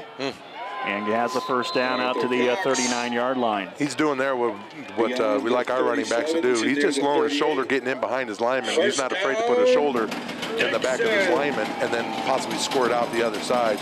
And this is the time of the game where you want your running back to do that. So we're going to have to create a turnover or at least get him in the backfield, slowed down in the backfield. I think he ran the ball 30 times last week against North Boone, so he's used to getting the football. You betcha. It's kind of like the old-fashioned tailback. First and 10 from their own 38-yard line. 4.5 minutes to play in the game, 33-28. Wilcox quarterback keep. Toon couldn't get to him. Wilcox runs out of bounds, I think, at the 49-yard line. Right. Really close, if not a first down, but you got to keep your feet. Got to keep your feet. We're attacking upfield, and I understand that. But with the way these runners are, we've got to stay on our feet and use that sideline. Force them to the sideline. Make them run out of bounds. The quarterback's not near as fast as the running back. That's for sure. That's the guy we want carrying the ball. Wilcox ran over by the marker, and they want to measure, even though he ran out of bounds by the marker. I'm not sure about the Dukes. They can't eyeball that, but about a football short of the first down. Sure.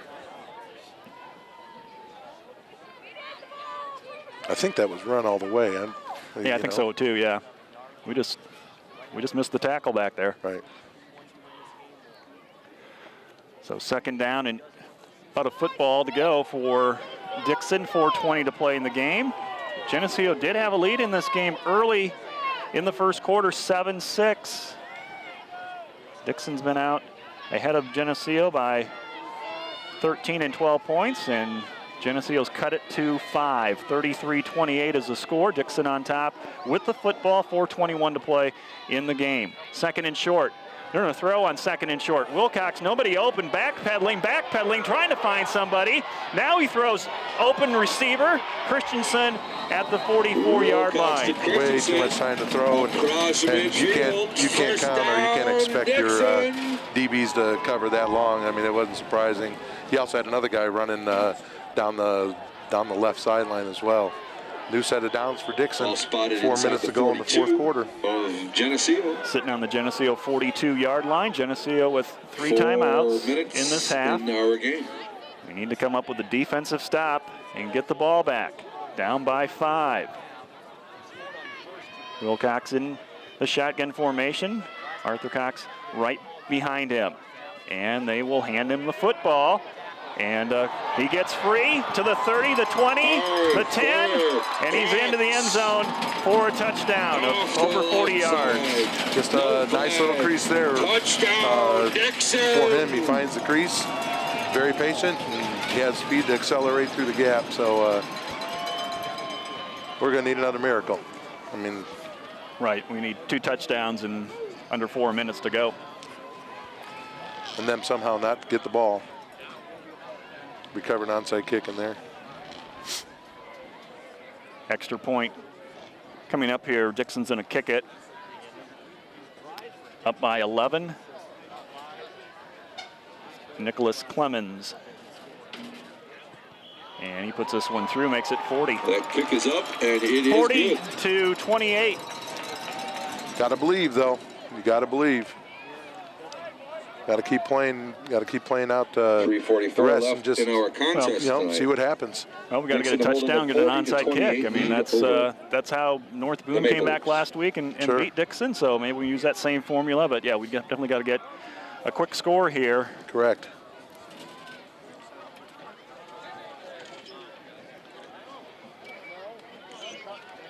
The IHSA and the Illinois State Police wish to remind you Arthur Cox gets his 5th touchdown tonight. 4 on the ground, 1 in the air, and crashes serious enough to injure themselves. It's all been pretty long, so he's definitely the real deal. But he's obviously got some guys up front that basically I don't think they're really blowing guys off the ball. I think they're just zone blocking that and stepping one way or another and cutting our guys off and then he just dances until he finds a gap, and then he's so quick, gets lost. He gets lost behind those guys and so quick into the hole that the next thing you know, he's popped out the other side. Dixon will kick off, send it down to Schwarzengruber, I think, at the 15 and Nick out to about the 26-yard line. Schwartzendruber on the return for the Maple Leafs. Ball spotted at 3 minutes and 38 seconds left in the game. Geneseo down by 12 in need of a touchdown. Starting off here at the 26-yard line, 27-yard line. Rivera to throw. Looking for Olsen, now throws over the middle. Raps catches it in the middle of the field at the 42-yard line. Nice pass there to Drew Raps. Geneseo has a first down. That'll stop the clock for a moment. 3:30 to play. Right, good choice by Isaiah. I think Olsen was covered over here on this sideline on this wheel route. Raps is going to come out. Geneseo was at the line and they bounce back. I don't know if that's, would that be a penalty? Yeah, this is a timeout. I don't know, a little Geneseo. Unorganized there on that. Yep, I'm not sure why Drew came out. Can't see him on the sidelines right now, but I don't know if he took a shot to the www.ihsa.org is the address for the IHSA website on the internet. To set something up too. Check it out anytime you want to find out immediately what's happening with high school activities throughout Illinois. IHSA.org is your home for schedules, you don't want to be confused on that, you know, on the play in this situation. So make sure everybody's on the same page. Player safety is the IHSA's top priority, and the Play Smart, Play Hard initiative first down for Geneseo. Improving the safety of Ball at the 41-yard line, 41-yard line, yes, of Geneseo. Right. With 3 minutes and 20 seconds to play in the game, Geneseo down by 12 in this Class 4A first-round playoff game. Rivera under center, double wing set. Brooker in motion. He'll take the toss. He'll look, he'll throw long to Wise, and Kyle can't get to it. Was held up a little bit here at the 35-yard line. So Jaron trying to make something happen. Nice ball, but Wise just could not get away from that defender. He's kind of held up, bumped a little bit on the sidelines. Right. That's incomplete. Very, very nice ball by Jaron. You know, he's the backup quarterback, and I don't know if Dixon knows that or not, but Kyle was covered pretty well. Second down and 10, 3:14 to play in the game. Geneseo down by 12 from their own 41-yard line. Rivera, quick out to Toon. Catches it at the 45 to the 50. Stiff arms the guy, and we got a penalty flag thrown at the 43-yard line. They're going to call that on Kyle. They're going to call that on Kyle for his straight arm got into the guy's face mask. That's my guess. That's my guess. That's what I would say too. Yeah, probably just a 5-yarder, I would think. That straight arm, it's not like the olden days where you can hit the helmet. You've got to make sure. Oh no, they called on them. Wow. Wow. Okay. Wow is right. I guess we're kind of blocked in our angle here, and I didn't really see it, but well, we'll take that. Well, the official talked to Kyle after the play. I thought, okay, well now, yeah, that's what it may look like. Right. So maybe Kyle was asking him, did you get the face mask call? And I don't know. Hey, we'll take it. That's right. That's right. A couple penalties last week sure helped us, so we'll take advantage of a couple this week. 3:08 to play in the game. Geneseo's got it down to the Dixon 28. Rivera over the middle, and it is incomplete. Intended for pass is incomplete. Zach Olsen, double coverage. Good thing that pass went high. Right. They bringing the linebacker that time and held him out for a little while, but he was coming quick, closing in quick on Isaiah. So second down and 10. That stops the clock. So that's not the worst thing in the world. Kyle Wise and Kyle Toon, the ends for Geneseo. On second and 10, Rivera. Little screen pass to River Griffin. Griffin trying to at least get out of bounds, and he does. Scrambles over to the 25-yard line, stops the clock with 2:56 to play in the game. 2 timeouts left for Geneseo. Little quick out to River, and just run and get what you can. If you don't get first down, get out of bounds. Makes it 3rd down and 6 for the Green Machine. at the Dixon 25-yard line. Okay, they walked up 2 linebackers this time. Here he comes. Pressure coming on Rivera. He's in trouble. He's going to keep moving out of the pocket. He's got room to run if he takes it. He's going to throw it to the end zone, and it's knocked away incomplete. I thought he could have ran for the first down, but he elected to throw it.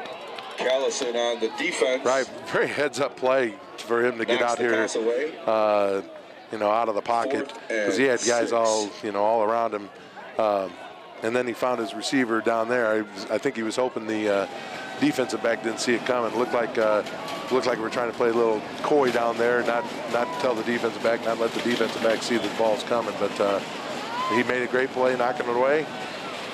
This is it right here. If we don't get a first down, I just can't imagine the scenario that would allow us to get a win. 4th down and 6. Ball at the Dixon 25-yard line. Rivera to throw. Inside pass caught by Wise. First down at the 15-yard line. Wise still on his feet, being twisted down at the 11. That is a great catch and run. Great throw, great catch on 3rd and 7, or excuse me, 4th and 7. So we got the first down, still got life.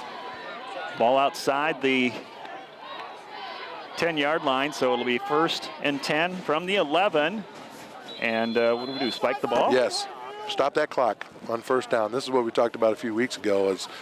That's what I like. Clock's already stopped because of the first down. 2nd and 10. It takes you 2 seconds from the time the official blows. Oh, now they call a penalty on us. Too many guys on the field. Sideline warning is my guess. We have a couple coaches on the field. Be our sideline warning.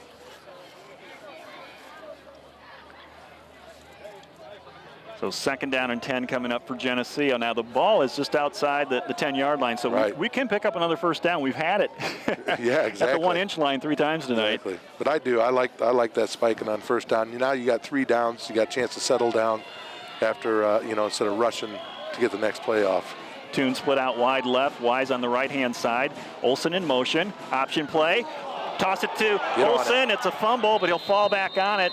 But it will lose it all the way back to the 17-yard line. Obviously, that doesn't help you. Now you got to use the timeout with that. So and about 16, and the Maple Leafs take a timeout with 2:28 so 3rd down and Dixon holding a 12-point lead over the visiting Maple Leafs. 3rd down, about 17 here for Geneseo, back at the. That's why I was trying to figure out. Mid-thought, I couldn't calculate the distance fast enough, but yeah, that's not the play you want. You know, I don't know if he had room to run or if he could have got out of bounds or what, but he definitely wasn't going to go anywhere with fumble. But Dixon is really here. These last 3 downs have really started applying the pressure, bringing those linebackers, and thinking that we're going to pass, and here they come. So got to make sure we get everybody accounted for, so somebody doesn't come clean and force a strip sack or a sack and fumble. 3rd down and 17 from the 18-yard line. Late in the 4th, 2:28 to play in the game. Geneseo down by 12. They need a touchdown here in the next 2 plays. Rivera passing. He's going to get blitzed. He gets hit. It's caught by a lineman. Number 50, Shane Holmstrom, catches it, and that's going to be illegal touching. That's going to be it's going to be a loss of down, I think, too, isn't it? Right. So it'll be 4th down and long. Yeah, 4th and really long. But there he came. He came from the outside. You can see that build in the last 3 or 4 plays, and we didn't get him accounted for. So it'll be down to a 4th down play here. 4th down and probably. Don't look at that downs 30. marker. It's wrong. Because that was 3rd down. This will be 4th down. There's been a lot of things. 2nd down on the. Oh, now he switched it to 4th. That's going to be a loss of down. A lot of things wrong here tonight.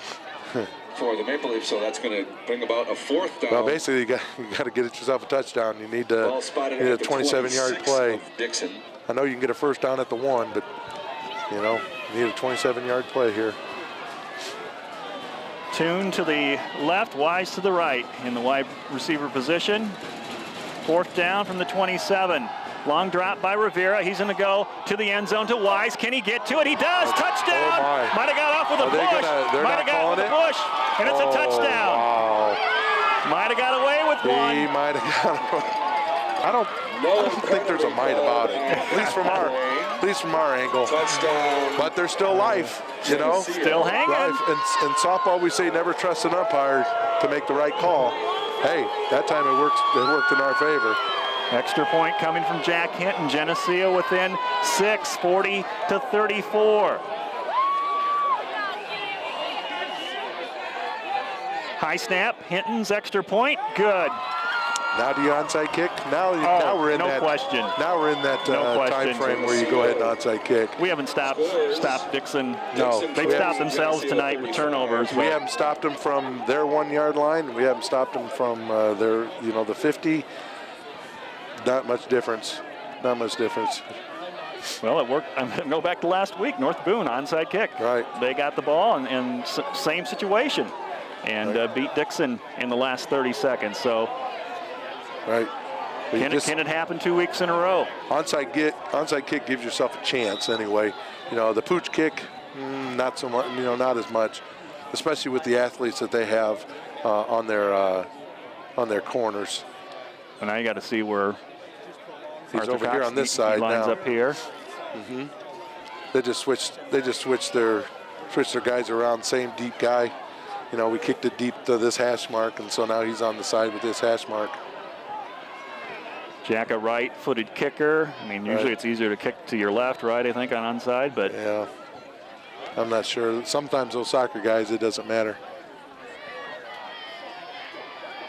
Here we go. This is an exciting finish here with 2:11 to play in the game, 40-35. Geneseo down by 5. We got time for that scoring drive. I forgot about that, Willis. 11 plays, 74 yards for Geneseo, minute 33. 26-yard touchdown pass, Kyle Wise from Isaiah Rivera. And Kyle has his first touchdown of the season. Third touchdown pass for Rivera. Geneseo's in a lineup from the onside kick. They're going to reset how they do this.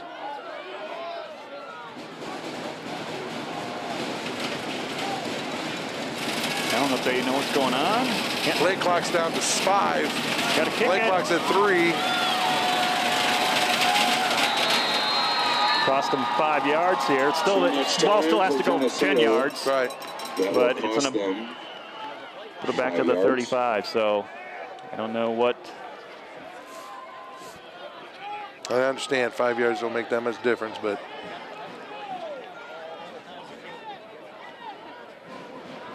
Jack Hinton ready to go onside kick. 4 guys on this near side, and there's 6 on the wide side of the field. Far side. You have a little opening right here in the middle. Straight up. And he may kick it forward. You never know, but he would have to get it himself. 44's going to slide over now. Yep.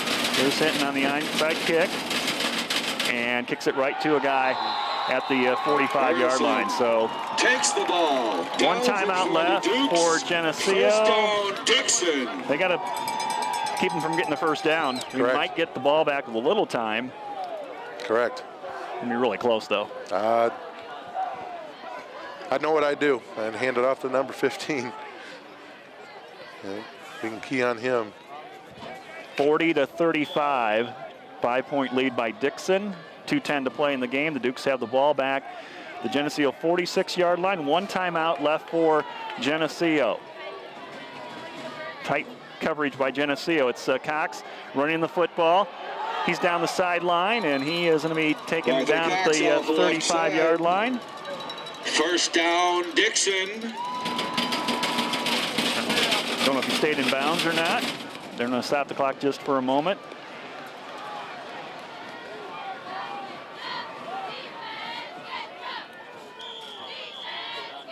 Clock started. Now we're down to 2 minutes in the game.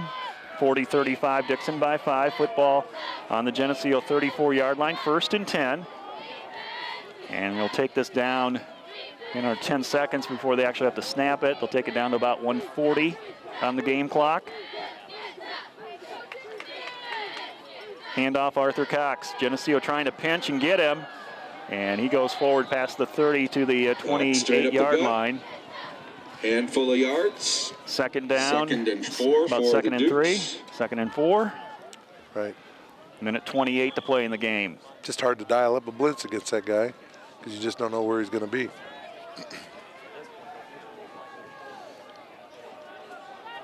Second down and 4. Geneseo needs to stop him here and then call a timeout, I think. Yep. Play clock down to 7. Game clock a minute 5 as they snap it. Trying to get in there was Toon. And they stop him short of the first down. Geneseo will take their final timeout. Finally stop the clock at 58 seconds. And Geneseo's needed to come up with fumble, turnover. Geneseo. Yep. Definitely prevent a first down Looks like on this it's play. About third and 3, maybe 2 for the Dukes. Less than a minute in our contest. Dixon holding a 5-point lead.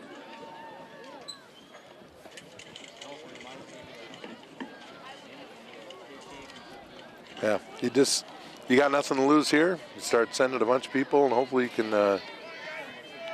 you can create some type of turnover. Give yourself a chance.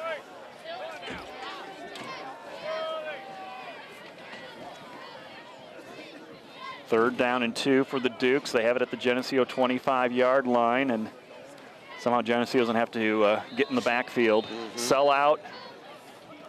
I wouldn't think they'd be putting the ball up in the air. I think you just got to sell out defensively and say it's going to go to, they're going to run it. I don't know what this kid's doing back there.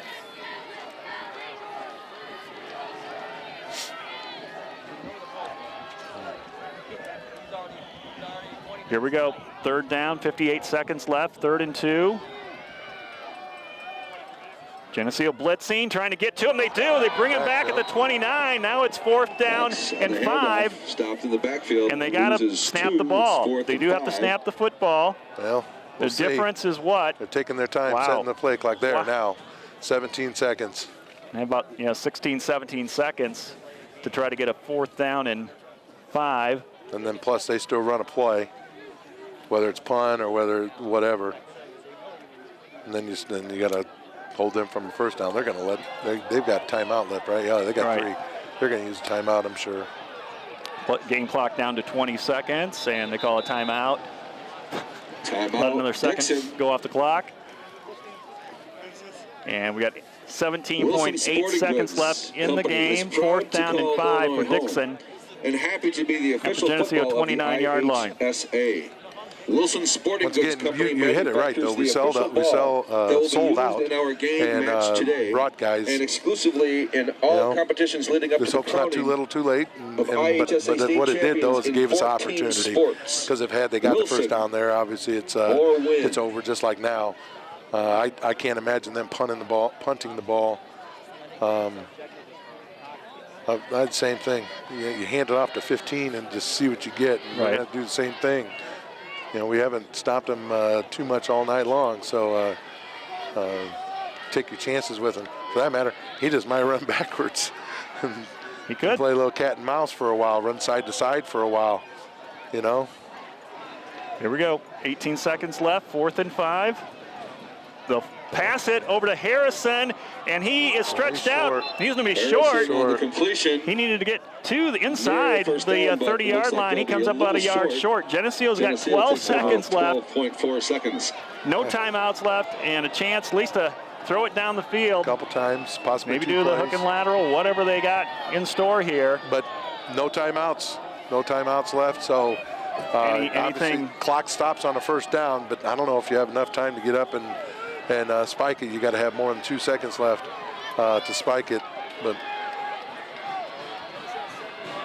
Rivera under center from the 25-yard line. Comes the linebacker. Airs it out, looking for Brucker. Same play from Morris. It's incomplete. And that stops the clock, 7 seconds.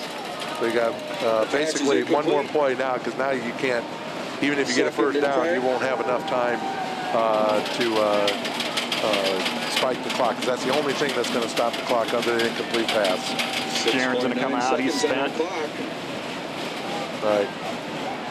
And Kyle Toon's going to come in his place. 7 seconds left in the game. Geneseo down by 5. 40-35 is the score from their own 25. Looking for a Hail Mary. Rivera throwing it up over the middle, and Toon did not catch it, incomplete. And the final seconds roll off the clock. That's it. The clock expires. Dixon wins this Class 4A first-round playoff game. The final score is going to be 40-35. Dixon over Geneseo by 5 points.